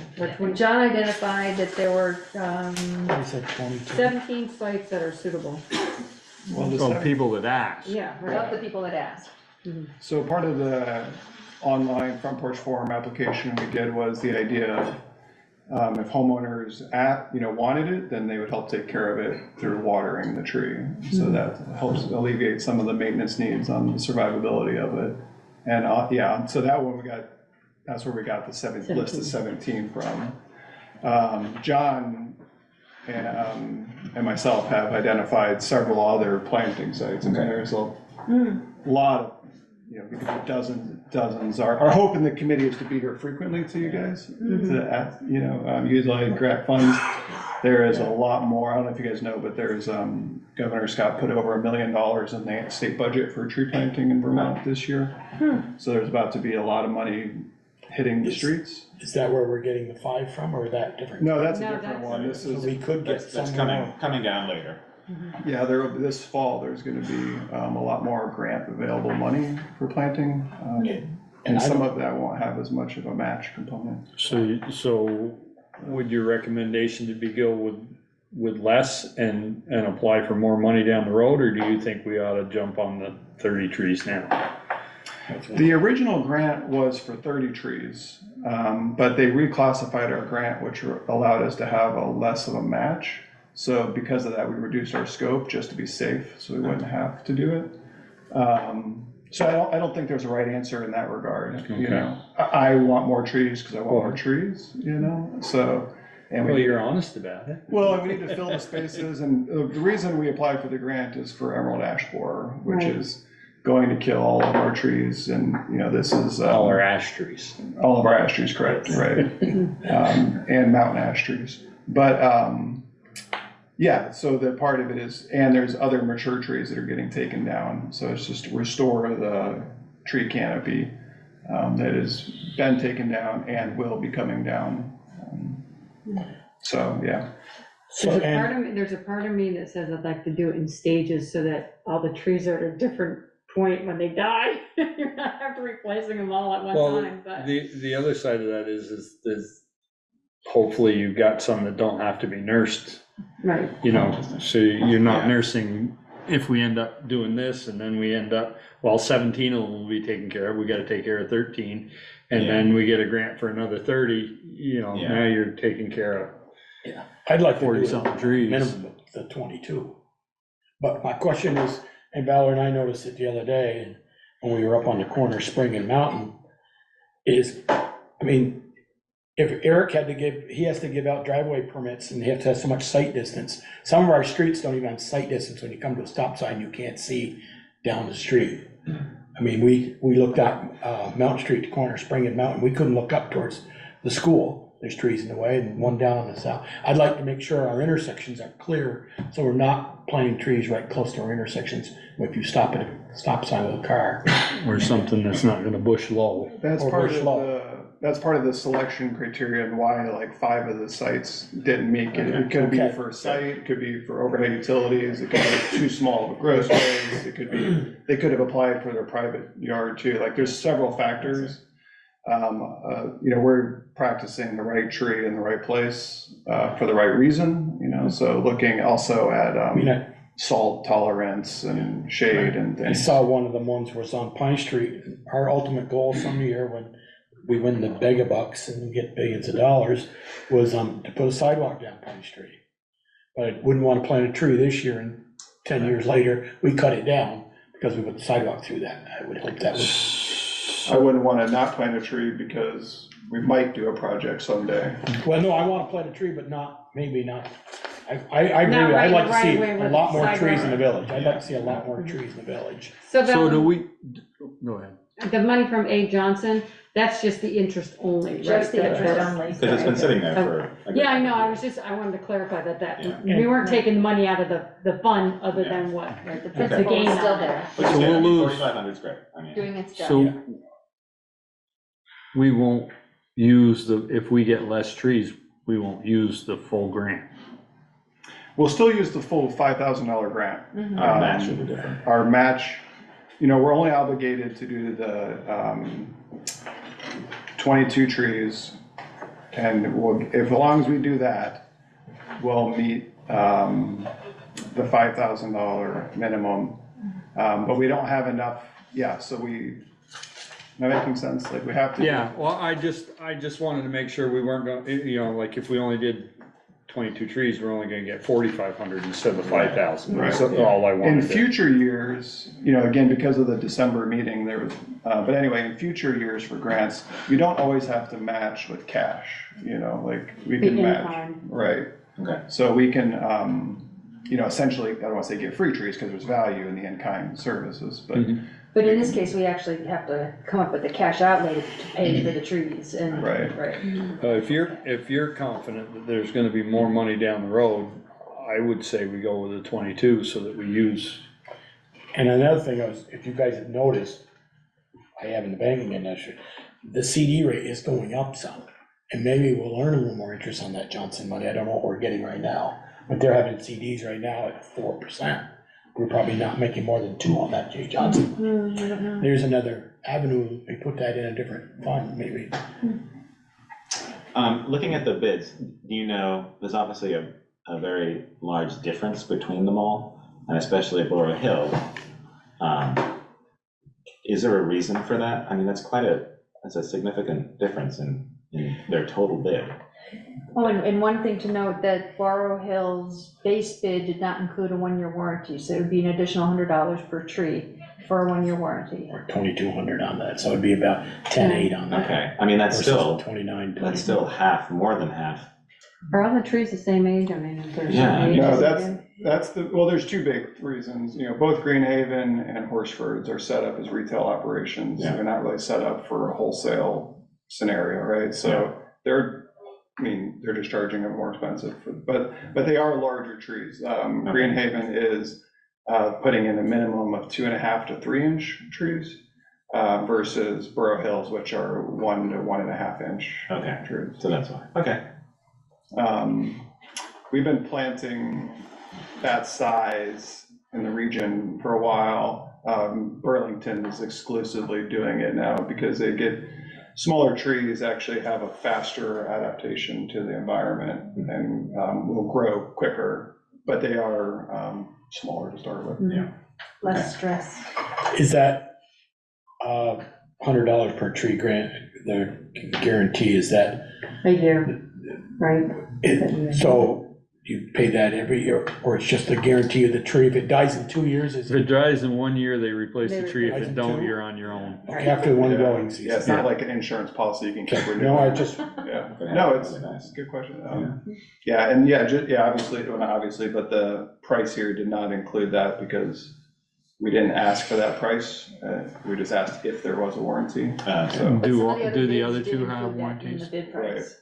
yeah. what was that figure? The other two do include warranty in Right. their price. Okay. Okay. All right, so we would add But to they that. didn't like line item it, so I don't know how much it is. Presumably, when you're doing a 2 or 2.5 inch tree and you have it in a root ball like that, like it's really easy to keep that tree alive for a year. Like you don't have to do anything. It's pretty much impossible to kill it in 1 year. I probably My could. house. Yeah, I mean, last year's drought could have died a little Yeah. bit, but. This year, they could have Got waterlogged. Yeah. Get enough water. So one option is to, I mean, we could do more than the 22. So looking at the numbers, if we choose to go 30, we're actually over our budget that we have, at least if we use the A. Johnson, only by a few $100s. Yeah. And we could probably find money somewhere else to match that. Or we could start, as Peter said, with the 22, knowing that there's potentially more money coming down the line in terms of grants. We have a grant writer on staff, so that's a real benefit, I think, to us. And obviously, if we went with the 22, we're only using 1,738 of that Johnson Fund money, leaving that other money open. How much to other are we things using as on well. that, Johnson, if we only do 22? 1,738. And we had, how much you said in there? 4,500, 4,500. yeah, 4,500. So we have that money for other tree-related projects. Are that we might gonna wanna insure them do. for a year? I would, given the smaller size, would you recommend taking that extra $100 per tree for insurance? I wouldn't, because it's about $100 a tree to buy a new one. So I would just do survival of the fittest personally and say, That's you know, kinda even if the- 10% died, then you could Okay. put another $1,000 and you could Yeah, buy yeah, 10 more true. trees and, Okay. you know. Or vandalism. At that Yeah, and size, some they of can be them, you know, vandalism. will die and some will, one will get run over by a car and one might get Well, the stolen. snowplow. You know, like things happen, right? I'm thinking more of trimming them. Depending on where they're planting between the sidewalk and the road. 4 years down the road, when they've grown up and bushed out, are we gonna end up going through and trimming them all? And I have heard from walkers in town about. That's the other thing, and you know how the people are with the owners as far as trimming their trees. Well, that'd be our trees. Right, Yeah, there are town trees. trees. Now, okay, you go up on Church Street and you go ahead and you talk to that lady up there, go for it. Which thing? Or, no, Pleasant Street, I'll give you your address, you go talk. Let's not, hey. That's not point. Right, but that's, Yeah. like you said, they'd be ours versus, which, you know, obviously if it belongs to, if it's a property owner, it's a very different thing. But yeah, I assume we wouldn't be trimming them. I hope, say what? We will be trimming them eventually, right? Yeah, we're gonna have to. Depending on what they Yeah. are for trees. Right, that's right. Yeah, I mean, in 7 years, you'll have to remove them, right? Like, I mean, that's what trees do, you know? Yeah. So- When you said Right. 70? 70, okay. 70. All right, I thought you said 70. It won't be your problem, Joel. It won't be your problem. That's what you call kicking the ball down the road. Or Aaron's, The yeah. other thing I got too is, are you planning on putting any on East Street? I don't have the address. I know that is a There place are- that John wants to plant trees. There but I don't know. There was one on East Street, wasn't there? I saw it. Two on East Street. What's You thinking of your what's storm drain? Yeah, all that new storm drain and storm line that we put in on East Street is there. Mhm. And if the roots get into that, Well, I think you ought to, we've been marking that out and bring that to John. Right, so let's, Yeah. John's attention. That's all Tree in new the right though, place. right? what's That's that? all newly installed, right? Yeah. 3 years ago. Yeah, so that would be, tree roots don't go into new pipes. They only go into like broken pipes. Well, the catch basins are Holes. holes You in got them. holes in them. Draining. Yeah. Catch basin. So that's where the roots would go. I'm not, but yeah, I told John the other time, the last time he was here, Mhm. that the culverts that go in between the storm drains are basically in a straight line with the storm drains. Mhm. So just have them keep that in mind when they go planting, that's all. okay. I just, Yeah, we can, I mean, I think they can check with you in terms of before, when we get them and when they're starting to be planted, just make sure. That should be the rule anyway. Yeah, I think so, yeah. So do we need a motion? Yeah, that would be helpful. I'll make a motion that we go with the 22 trees now. Sorry, Josh. I'd like to. And then, and if we get more money, then I think we can go forward. Like I said, I think I want the different ages, like if we're planting some now, I'd like to have it stepped so Staggered. that we're not taking them all out at the same time. we're having to replace them all at the same time. Yeah, you shouldn't have to anyway. Like people, they don't all last the same amount of time. I know that, but you know how it goes. But we're catching up a little But bit. I'll agree to 22 if we're not gonna, kind of like we do our sidewalks. I'm a little disappointed. We'll paint, we'll do 300 feet one year, and then we'll wait 3 years, and then we'll do or 2 years. No, he's going from, we're. I get that, looking for Peter. more money. Then we're committed, we're gonna, if he comes back here another year, got 22 more to do, well, I don't wanna. It's all about money. Yeah. It's all, yeah, if there's money But if available. he's got a grant and we've got enough A. Johnson money, again, of the interest. Well, we're saving enough to do, and he said some of these grants are non-matching, so Right. they get matched in kind, so. I just wanna make sure cause Josh could probably say we could use, and John could say we could use 100 on these streets in over 5 years or 3 years. Well, when the budget season starts coming up, I'd like to put a line item in for planting trees. Well, Okay. I've And tree trimming. suggested, Yeah. I've suggested creating a new reserve fund for trees. Like we did with cemeteries, put $10,000 in it, and there it is. So when opportunities like this come up, either on our own accord, such as with the sidewalk, we have put money in for sidewalks, and there it is. Sometimes we can use that money to leverage other things. Sometimes we just use it for an opportunity that we have. I mean, instead of getting voter approval for capital, another capital thing, people will say it to us, is a reserve fund. Could we, when we have a surplus, could we put 10,000 into the A. Johnson fund? Sure. Tree planting fund, and our commitment was not to spend the 100,000 bestowed to us, but spend the interest for other funds in that. Well, that wouldn't be interest. No, but it would be other funds, we still keep in the 100. Right. If we went, wait, so did you make a motion? I did. Okay. Yeah. Nobody said. I'll I was gonna second say, it. I'm looking for a second. Second. I think we got into discussion before we got to the second. If we did here's the discussion, if we did the 30, we know where 4,500 of that money will come from. There's not much obviously left to match, but do we have a place for that if we wanted to do the 30? Is there a reason is your main reason for doing the 22 just in terms of spacing them out? Spacing in the font, I knew that. Yeah, he's confident that Josh is confident that there's gonna be more grant money available this fall, so. I mean, that's my theory behind doing the 22.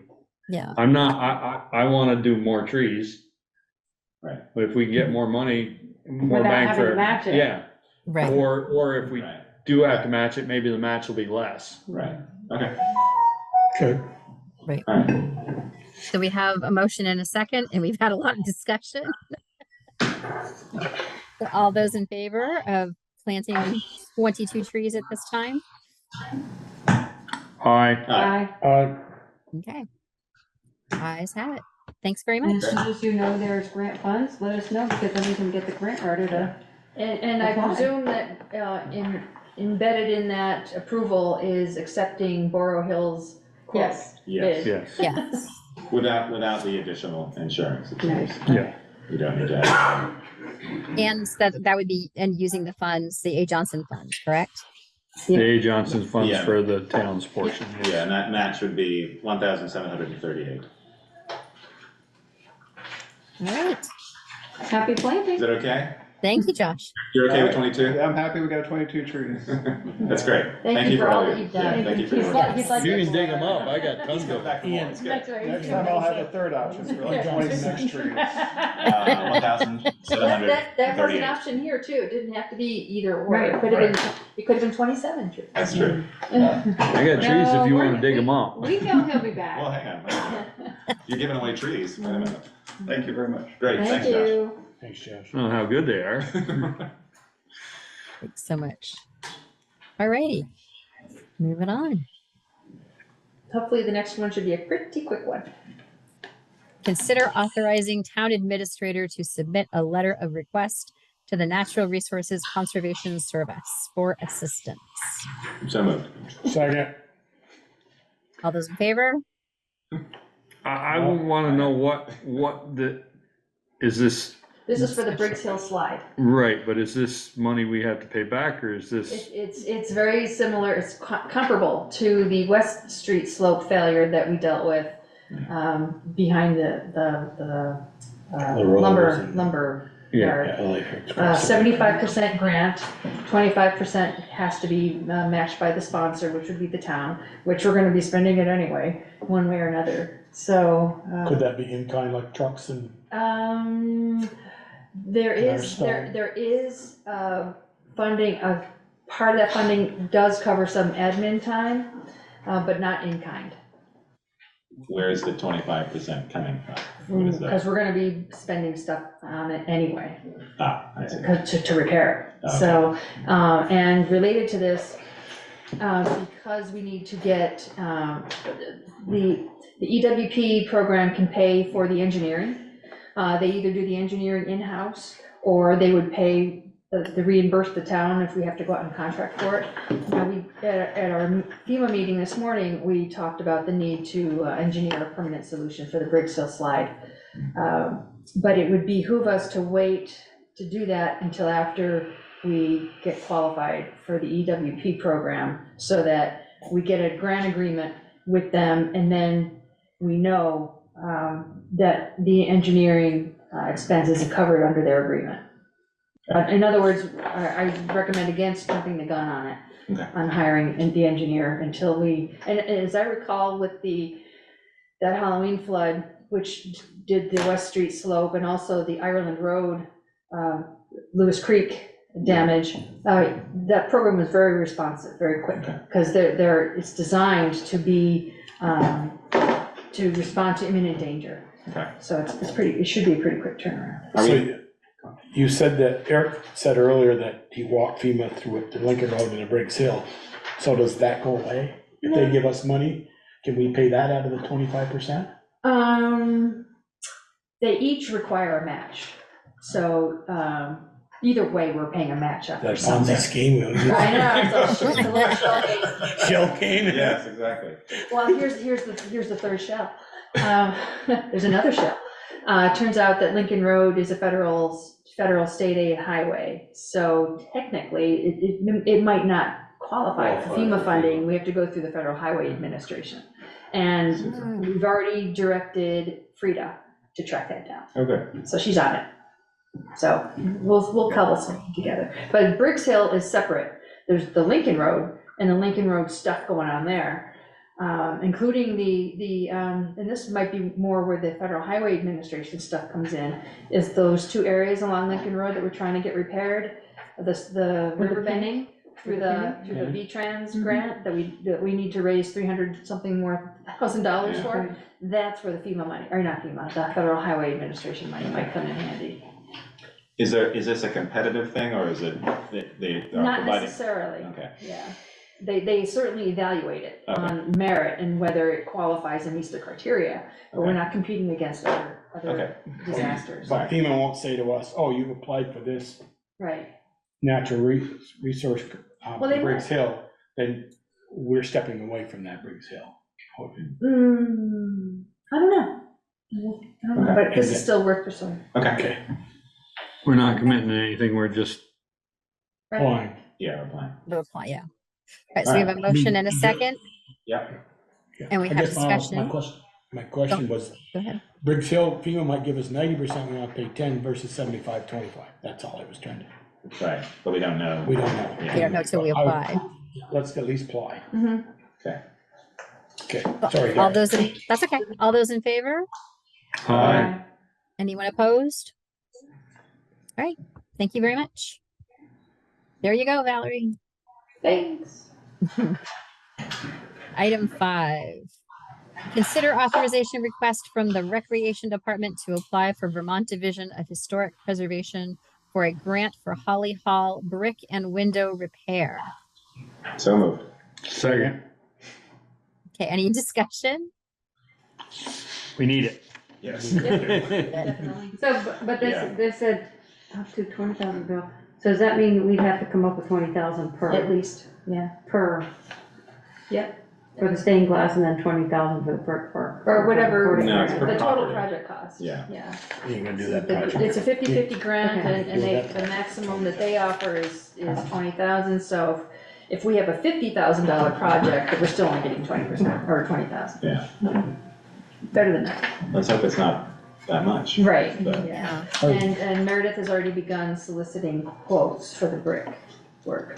What about the stained glass? I don't think that's happening yet.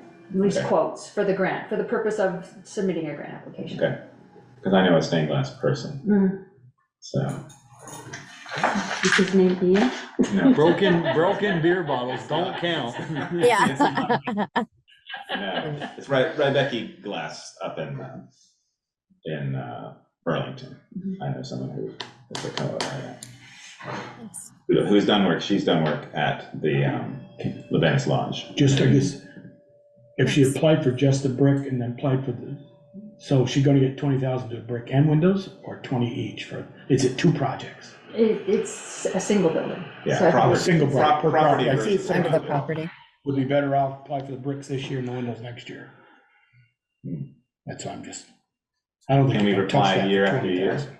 I think you can't get it 2 years in a row. I think there has to be a lag time. And Frida actually alerted us to that. Okay. Yeah. I guess, yeah. We have other, the library too. Yeah. And Frida alerted us that if we apply for Holly Hall, we might not be able to apply for the library for another year and a half, or something like that. The next, you have to skip a cycle. But there might be other funds for the library. Right, because the library, I would say, is that a priority over Holly Hall in terms of the brick and stained glass versus their infrastructure for that particular building?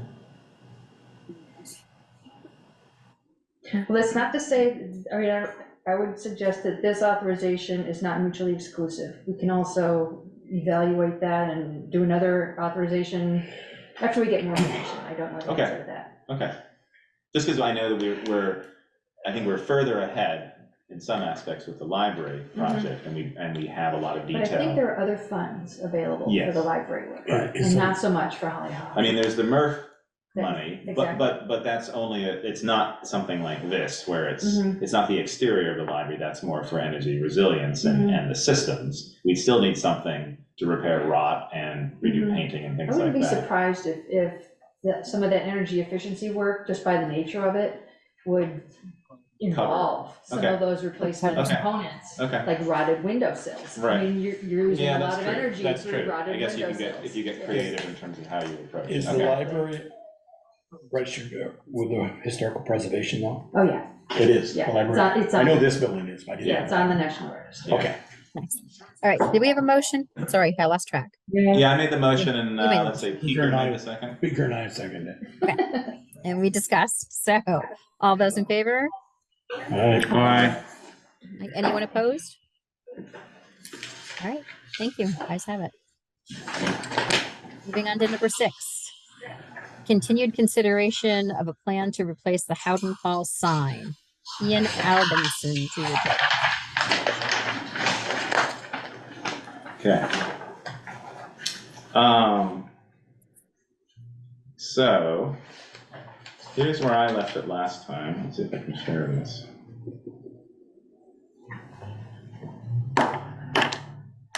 Okay.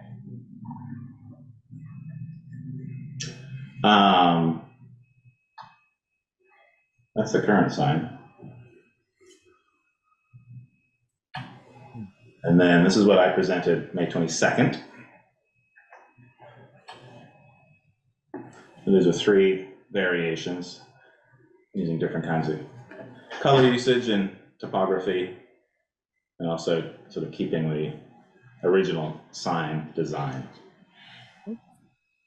At that meeting, looking at the minutes, this was what the discussion was, talked about the curved top border. This was the direction that the board liked. Curved top border, also an established date, which would match similar signs that we had around town. This is my revision of that. So we've got the built in 1842, that's confirmed. I think it's on the building. I also confirmed with Reg. And I've taken the design element that's on the current sign and created an illustration for that, which is that top piece added in the gold, which is what is there now. That's a little bit disintegrated. And then we've got the gold for the Bristol Historical Museum sign. That's what it might look like installed. Obviously, the wood around it would be repainted back to its original, what it used to be, with the white. I assume it was white. I don't know, there isn't much paint on there. I'm assuming it was white when it was originally put in. Replacement of the top pieces on each side.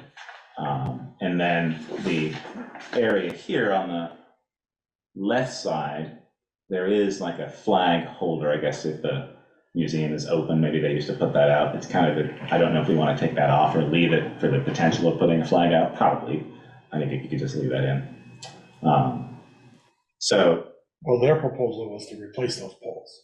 No, Yeah, they were gonna replace the the poles. no, they were gonna replace the caps and paint the poles. I thought they had I thought they said they were rotted and they were replacing Yeah, I the thought so. 4x4. No, the tops, those round things on the Yeah. top are Finials. rotted. Finials, yeah. What are they? Finials, Finials. P or F, finials. Finials. So here we are compared to other signs. So we obviously have our new welcome sign, same design firm worked on that for the town, Everest and James, and then they also happen to work on the recreation park, their new signage that they just put in. It should say field there, shouldn't say Bristol Recreation Park. It should say field, but. It's not a park? It was turned over 1921 as the Bristol Recreation Field. Interesting. Well, it's now a park. No. Its designation has changed. So in terms of next steps, approval of final design, check with Chris in the zoning department for the replacement design if we need to change anything. I don't think it needs to go before the design review commission because it's just a sign. He has. I think it does. We don't do signs. He does. The zoning department does signs. You guys did the one out front here. No, they didn't. Nope. No, they didn't. Yeah. Design review board? I say we because if the audience doesn't know, I'm a member of that commission, have been for many, many years. So we've never done signs. I always think we do, but we actually don't. Chris approves signs. It's the square footage of the building that the sign is going on. It's a particular percentage of that. Because the sign, it's not changing a tremendous amount from the original sign. It's a little bit smaller actually because it's we're taking away the separate section for the historical museum and we're combining it onto a single sign. So it's not a tremendous amount, but we would talk to him, make sure that that's okay to do. My original mock-ups had a different curve. In the new one, I've matched the curve of the sign. And it's sort of what I did for the town sign. Essentially, it's printed square and flat. And when we had the signs made, I took them and I took the original sign and I used it as a guide and I routed and cut the metal. So it kept the roundness. So it's an easy thing to do to keep that shape. We can take the original sign that's there now and use that as a guide. So approval of final design, zoning department check-in for the replacement design, just to make sure. I've got a quote from same place that made the town entry signs, $420 for a dual-sided sign. It's on aluminum, and it's then a vinyl sticker that's stuck on both sides that lasts a great deal of time. And then there's also, I wanted to have the gold actually be like the painted gold of the original sign, so they can do gold leaf highlights for that particular sign. So we could do that on the decorative illustration at the top, as well as doing the name. We'd want to renovate the signposts and the, what were they? The finials. And repaint it and get all that ready, double check measurements, maybe the same person who helped paint the town signs, and then do the final install. So that's where I'm at with that at the moment. We don't have, right here, you do, what they presented last week with I don't like the tree, but I like the building in the background. I think that's a little plain to me. I like the building in the background minus. The building is in the background. If you stand at the sign and look that way, the building's right Okay, there. smart ass, sick and tired. Yeah. Go back to the rec park and the welcome to entrance sign. Actually, regarding. See, those both have got something in the background. I love the welcome to Bristol one with the Deer Leap on the left, South Mountain, and then Mount Eve in the middle there. You know, through the valley, and then the rec park's got old Big Red there. I think this is a compromise, and I think what you presented, Ian, I like the colors, I like the design of the shape. To me, it's a little plain. And I'd like to see that mock-up right there with the gold. I'd like to see that with this, just this, not that tree. And one suggestion I received today, partly in the spirit of compromise between this and what was presented last time, was to take this band of the Bristol Historical Museum, the font and the way it's framed, and use that pattern on the new sign. The Times New Roman font or whatever it is. And that it's consistent with the current, but just lowercase, like that. Like that? Oh, instead of it all being. Yeah, to use this appearance. Oh, just a capital Yeah, B in the yeah, not all smaller. capitals, and with the consistent font. It's what, Times New Roman or something. Rather than two different fonts, you have Arial and some other. Okay. That was the suggestion. Okay. And partly offered in the spirit of compromise. Sure, I can mock that up. Regarding the building in the background, talking to designers about that, part of the issue that they went in this direction, A, it's because it's sort of keeping the tradition of the original sign, and B, the nature of the printing and the sign itself doesn't match the history of the building. Being able to print like that, you wouldn't be able to do when the building was built, and so that's part of keeping it in a particular way. Wouldn't be able to keep that black and white, as you're saying. You wouldn't be able to do a photograph behind text, and so it's not within keeping of the building itself because of the age. It's a more modern printing technique, and even if you remove the tree and you got a good shot of the building, it's still, I think for me as a designer, you'd be competing too much with the text. Yeah, I like that this is easy to read myself. As you're driving past, you can make it out easily. Right, which is always the idea. I think the updating that font and changing it, I'm happy to do a revision of that to see what that looks like. I think it's the original, this design in terms of incorporating the title for the museum as opposed to the separate little sign, I think is a good idea. And I think we like the little illustration at the top sort of matching. I don't know where that originally came from. Does anyone know who did the original sign? There isn't any name on it or any organization that it's attributed to, but. I did it. You did it? So I wondered In your former life. Yeah. Mountain Signs did that. Might have Gary. You're looking at painting the gold leaf instead of having it vinyl? It would be vinyl on the aluminum, but they would do another treatment to do just the gold. It would be on top of that and would be sealed as part of it. So it'd be on top of the vinyl, and then they would seal the gold leaf to the vinyl. So it would stand out But is more. it vinyl gold leaf or is it Gold. painted gold leaf? No, it's not. Well, I think the idea is that it looks like painted, and I was because I didn't want it just to be yellow, which is what it's going to look like. I think if they just do it as a printed thing, because it's printing on a printer onto the vinyl. So I think it's another. Well, no, process. they make a gold leaf vinyl. Oh, they do? Yeah, so that's maybe. what's on you can go over and look at the fire trucks. That's what we use on those. Okay. All right. I can check with the printer to see what they suggest. Because I just, gold leaf is awful expensive. That's No, it's not. It's not going to be a gold leaf, but it's the idea is that it's not just printed yellow, but it actually has. Gotcha. But maybe I'll look at the trucks and to see. So that's a vinyl, but it must be, and that's probably what they're using given the price. Yeah. It's probably just a particular type.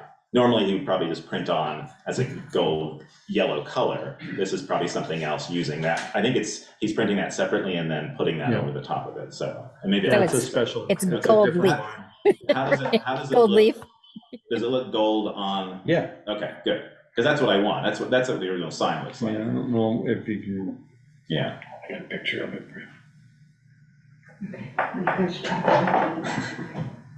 Okay. Are you happy with me just doing a revision of the Bristol Historical Society, that font, and showing that? Yeah. Was there something about the framing as well, Valerie? Oh, I see. Okay. The framing? All right. Yeah. Good. Didn't you say something about the framing they wanted as well? Oh, just around the words, Bristol Historical Museum, just a box. This is blue now. It's purple. Like what was originally proposed, like what was proposed by the Historical Society. Comparable. I mean, it's in its box now with the new design. Do they want more of a box?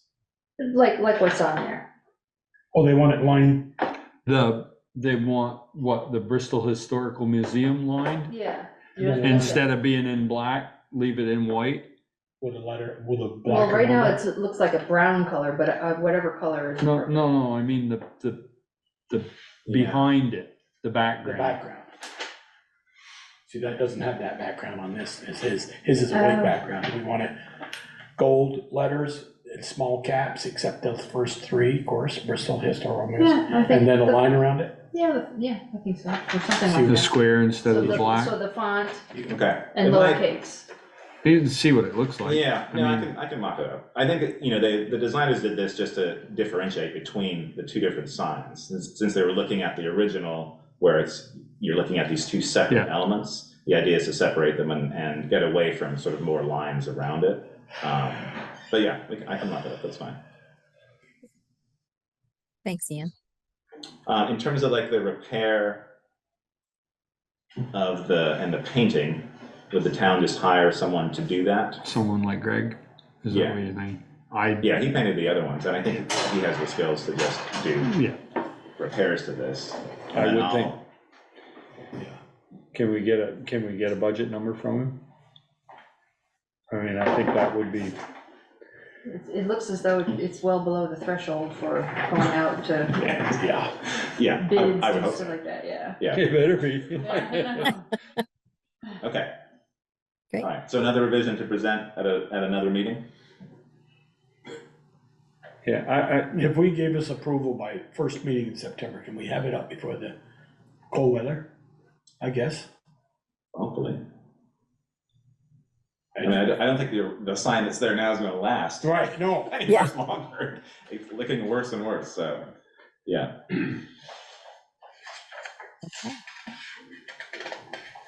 All right, so next meeting, is that correct? Yeah. That'd be September 11th. Okay. Thanks, Ian. We're gaining. Getting there. Yes. All right. Let's see, next item, check in on select board's calendar and goals. Yeah, that didn't, I should have mentioned it at the beginning of the meeting that we should have postponed that agenda item. It's listed as tentative, so I think we're covered, right? All right, so moving on, review and approval of the August 14th meeting minutes. That one too. That one. I like that. I know that you My nice sent little an email about that.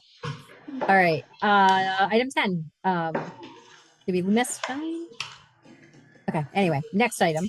Authorize accounts payable warrant in any liquor licenses or tobacco licenses. There were no liquor. No liquor, tobacco, and the accounts payable is $122,356.65. And you'll have to come in and sign there. I thought I signed everything. Oh, did that would change, didn't it? No, there's some more in there for you to sign. It's all new stuff. I came in today and signed a bunch of stuff. Well, there's some more new stuff since you were in. All right. That's what I get for coming in early. All right, other business. No. No other Back business. up, number 10. Number 10. Oh, I'm sorry. All right, I'm on the TA report. They're not numbered right Oh, now. okay. Yeah, sorry. What did I miss? My bad. Select board roundtable. Oh, select board roundtable. Oh yeah, that's us. All right. You meant to do that, right? I did miss me to do that. Sorry. Peeker, what do you got? Lover's Lane, what's going on down there? And do they have a work in the right-of-way permit? What is going on down there? I don't know, they got a lot of digging going What, on, busybody? construction, Yeah. yeah. They have a work in the right of way permit, and what they're doing is he wants to make a ditch so that the water doesn't go on his lawn and on the septic system. So he's making a ditch along Lover's Lane down his driveway, and then I don't know where the hell it's going after it gets down on his property, I really don't care. Well, hopefully it doesn't But- go into the children's center. No, it's on his side of the driveway. Oh, okay. Or Orchard, whatever that So road's it is, called. I mean, it looks like he's cut right up to the edge of the road. Yeah. He has. So what, And I've gone down there and talked to him. so you're on it. If you're on it, that's all I care about. He didn't have I the right, wrote it, now he I- does. He came in, filled out a permit, I filled my part out as far as stipulations and what I want done on the side of the road, and then I signed it, and Yeah, cause there's no shoulder there now. no, I asked for at least an 18-inch shoulder with gravel. And then anything over a foot deep, cause he mentioned in the ditch, depending on where it was gonna be, it could be 2 feet deep. I said, anything over a foot needs stone. And then other than that, it can be grassed. So, I come by and I see that hole and I was and I like, did "Ah." go down, you see the pile that's up there? Yeah, I went down and talked to him, well, not him, but her, the second time, and asked about the pile that's there, and I said, that pile can't stay there. Said, if it's in the right of way, it needs to be outside of the right of way. If it's outside of the right of way, I don't care what you do with it, but it can't be in the right of way. And she says that it's just stockpile in there for now. I said, all right, I'm good with that. So, he's such a nice guy. so far, I have a new loader, I can go down and make all sorts of mess with. That's all I have. That's all you have. Joel? Sidewalks, when we did sidewalk, did we do East Street last year? The year before. Year before. And that's why I mentioned earlier. How do we ever think we're gonna catch up if we only do sidewalks about every third year? Well, if you, in my notes, I mentioned that Richard Boots and I sat in on a presentation last week with Madison Shropshire from the Addison County Regional Planning Commission. Right, I saw that. Earlier this year, she had some student interns from Middlebury College use an app, Right, I and saw they that. inventoried the entire village sidewalk system, or most of it. Pretty much most of it. Everything except Pine Street. Well, And we hadn't heard anything for quite a while, and this was an opportunity to see what they did. I was blown away. I really was. My jaw was point down. And it's very impressive what they did. And what we're going to be able to use it for is to come up with a new sidewalk replacement plan. Because I've mentioned a few times that the one that has been in place since 2017, it doesn't seem to really reflect what the priorities are. And I was looking for some way to update it. We have the bike ped committee now, and I was hoping to engage them in developing a new plan. And so with this information, I think it's going to be much easier to do, and it'll be very clear. It really shows where the priority areas are, and that's what I was needing to do. Because I didn't have clear direction on Right. what the next projects needed to be. I know, I think that's gonna be great help, but we still have a need to put sidewalks in, and we've been 3 years not doing any, and we got some really bad ones, we think, from Maple to West Pleasant on West Pleasant, or Maple to Munsell on West Pleasant. I just don't wanna wait for a plan to keep, I realize the plan's gonna help us a lot, but 3 years was quite a while to wait. It hasn't been 3 years. It was 2 years. Only Or 2 years. Yeah. But it'll be 3 years before we pour any again. And Yeah, well, also- we gotta get people to bid on it too. That was our biggest Right. problem the You last don't put time. them, if you don't put them out to bid, you can't No, get I people get to it, bid. but I'm just saying, the East Street, Before the East Street one, we Right. did put one out to bid. We got one bid back, and it was outrageous. Right, I remember that. So we did, we tried. Yeah. And And and just to remind you that, last year there were some issues. Yeah. Me, Well, yeah, I was out of commission for a while, so some And it things doesn't just all have didn't, to fall on your plate but either. it does. I And know. it couldn't happen. So it is what it is. And then, I saw Darla's respond or something about, the residents, Garfield Building and the residents on, Mountain Street. I think they deserve a response. from They Val, got- Val sent a Val did. I response. did like that response, I really did.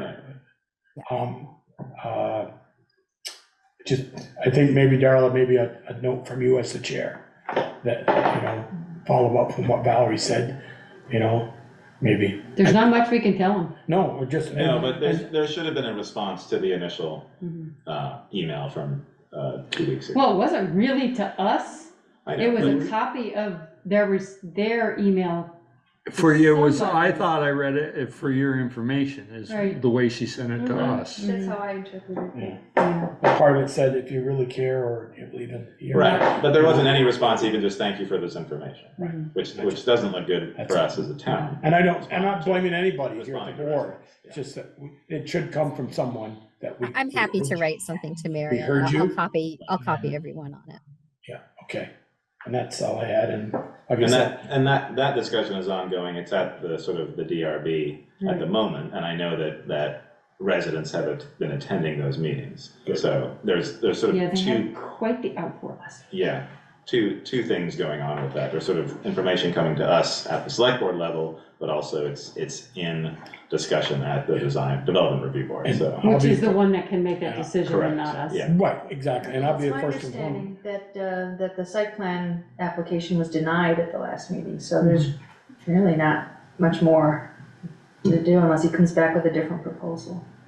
I mean, and I really drawn a blank, not looking down that way in that street, when I go up that street, don't go up that street very often, but tonight I walked out in the backyard, and I went, oh, that's just all I did was wall. Yeah. Yeah. Oh, it is a wall. Yeah. It is a wall, but unfortunately, Yeah, the it's only thing out of compliance, the way our zoning is that 200 extra feet. Feet, yeah. Of width, not height. Yeah. Yeah. Right, so, okay, that's all I had. I mean, I just don't, as long as they follow the rules, it sucks to be the neighbors, it really does.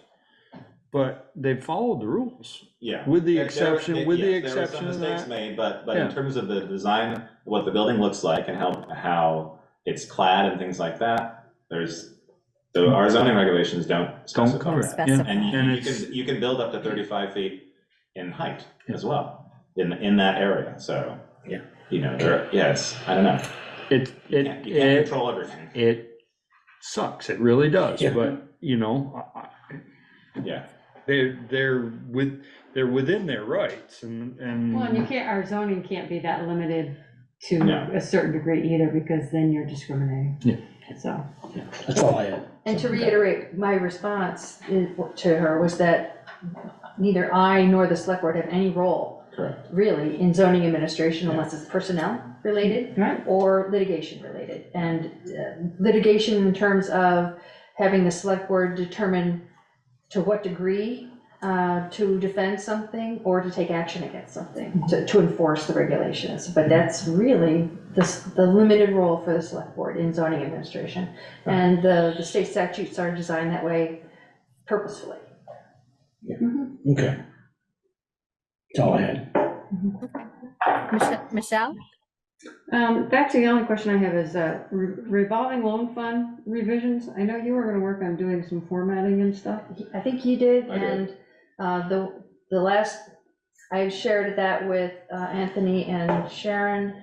Anthony has not had the capacity to look at that, and so the next step I had been planning to take was to send that on to the Addison County Economic Development Corp for their review, and I just haven't done that yet.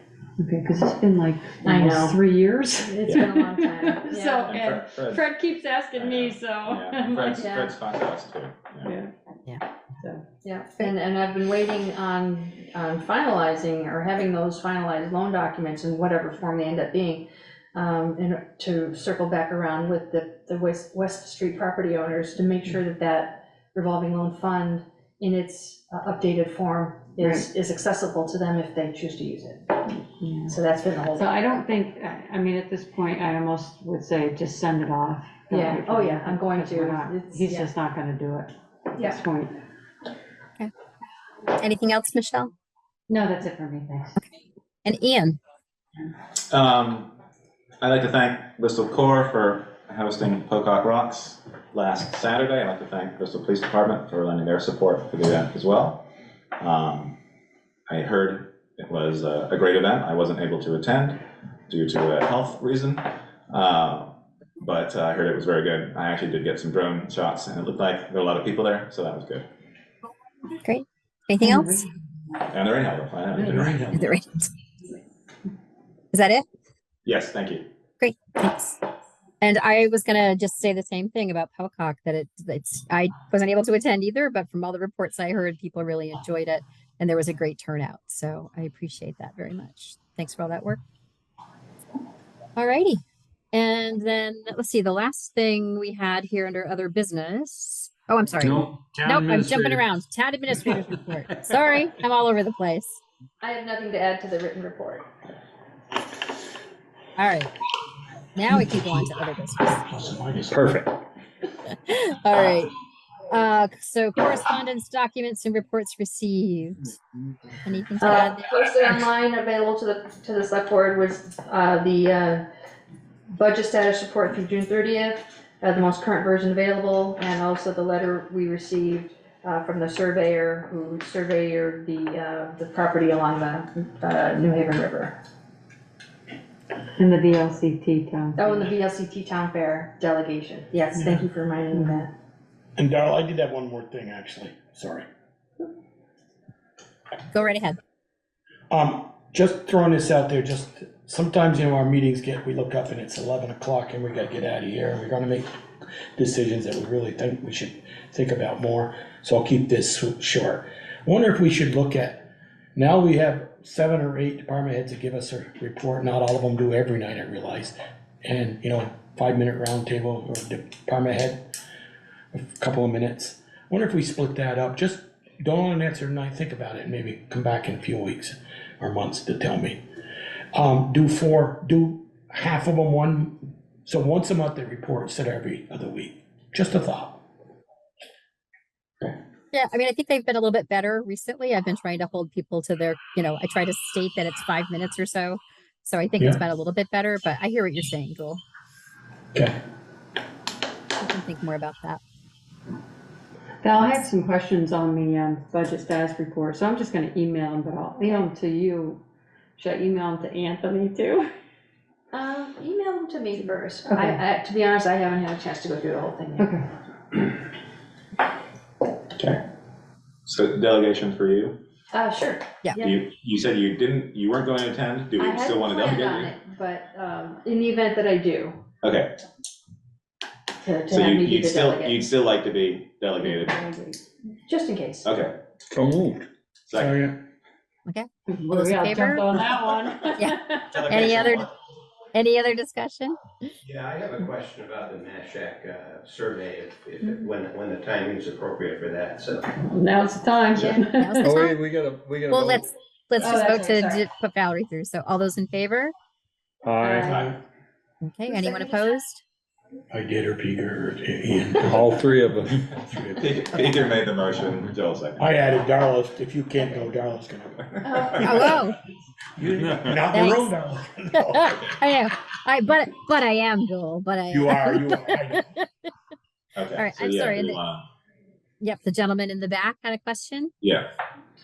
Yeah, I'm a little confused by that letter. I wonder if you read it, you people on the select board, and how was it, who requested that? I was curious why that particular letter was, why the surveyor was hired to do that.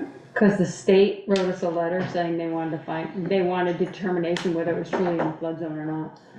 So. And just for the record, I'm thinking that's Randy back there. Can you say your name? Yes, I'm sorry, Randy Duran. Yeah. I live in Rockdale. Yeah. And so the letter says that the determination was 563 feet for that base flood elevation. And the floor of the cabin was at 570, so it's above that. But is the cabin does it matter if the cabin is in the flood hazard area or not?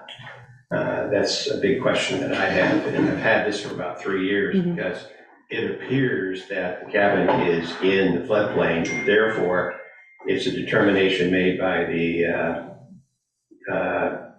Board of Adjustment Design Review Board today, but it's their call on it, and if it's not in the flood hazard area, then it's the zoning administrator's call, but it seems to be in the flood hazard area.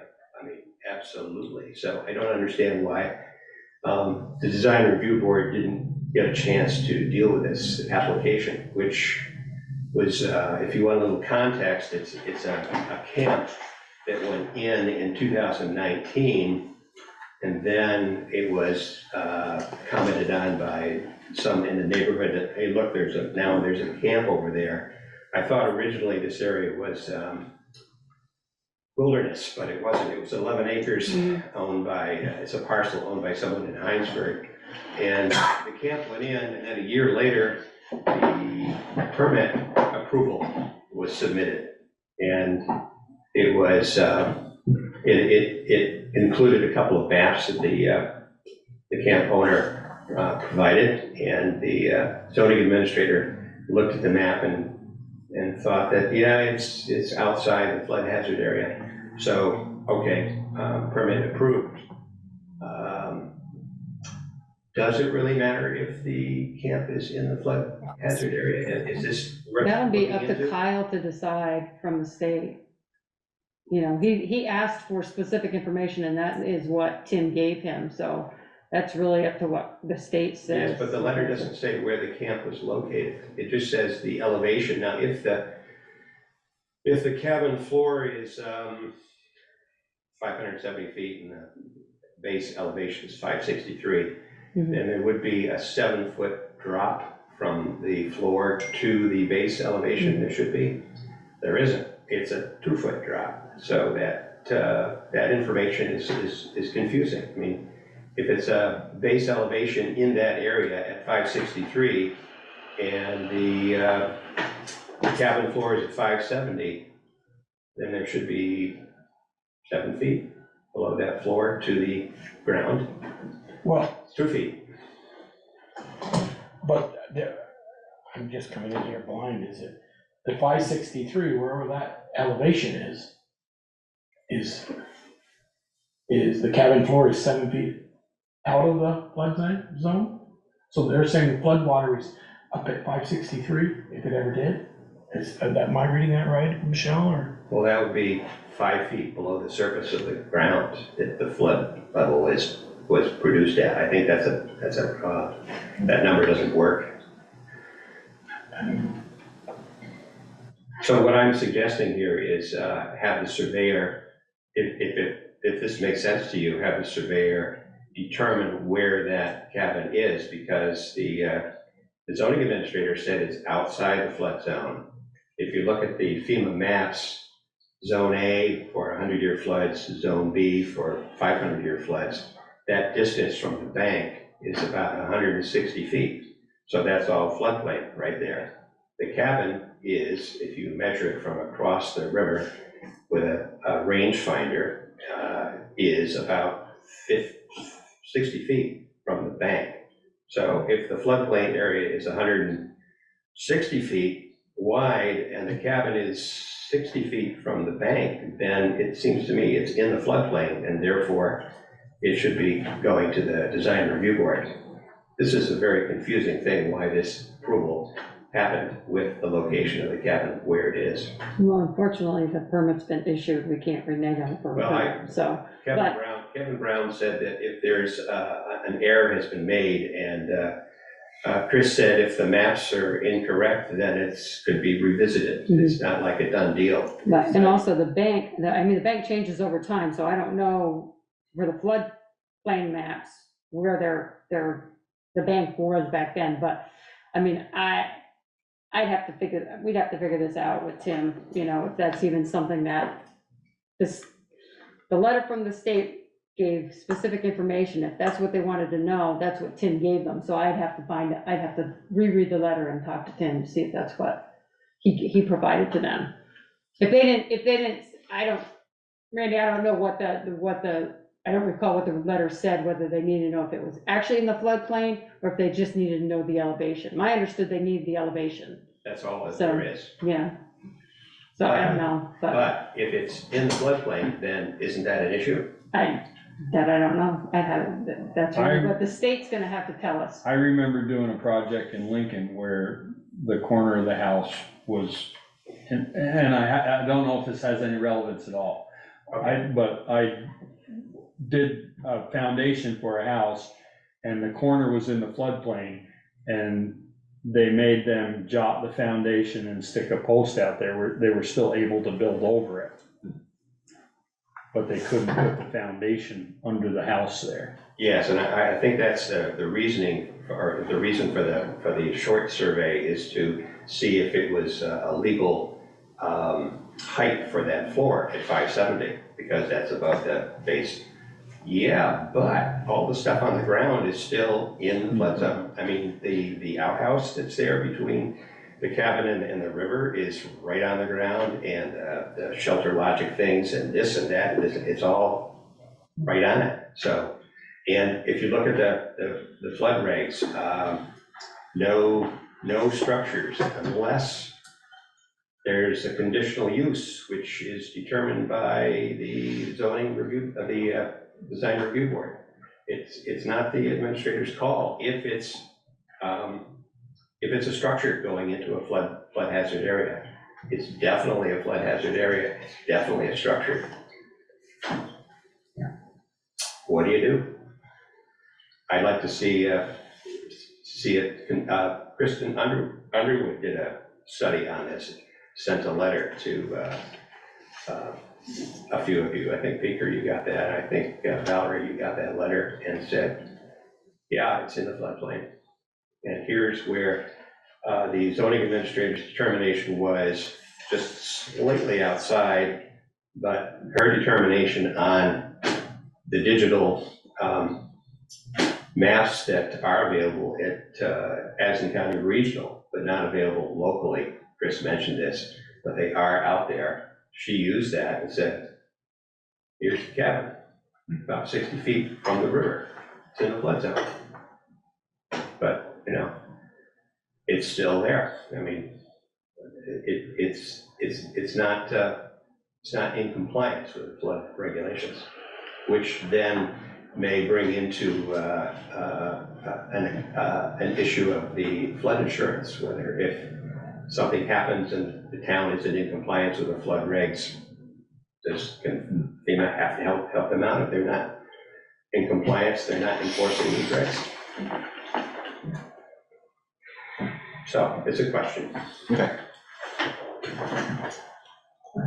Yeah, Thanks, I'm gonna Randy. have to go see this place. I do too. I, Tell you, my mother-in-law Rod was shocked when he came to him and said, put the driveway down through there. He goes, wow, didn't know they didn't that. Yeah, there wasn't a notice that's supposed to be out They didn't know there, they that had a there's right-of-way. a structure going in. They had a right of way for his property. It just appeared. All right, thank you, Randy. Thank you, Randy. Thank you. Okay, any other business? We talked about the budget, we talked about this letter, we talked about the designation for the delegates. I think we're all set there. Yep. All right. Darla, did I understand you to say that you were actually planning to go to the VLCT meeting? I did not. No. Joel volunteered me. Don't let me stand in the way. I hadn't planned on it. I can still put it that way. But Joel has an itch to go, I think. Sounds that way, doesn't it? Joel's gonna take a personal day and do it. Do we have an executive session? Yes, we do. We do have an executive session. Okay, make a motion, we enter into executive session to discuss personnel and, is there anything else? Not unless you have anything to update us on the real estate. Personnel and possible contract negotiations. Second. Great. All those in favor? Aye. Aye.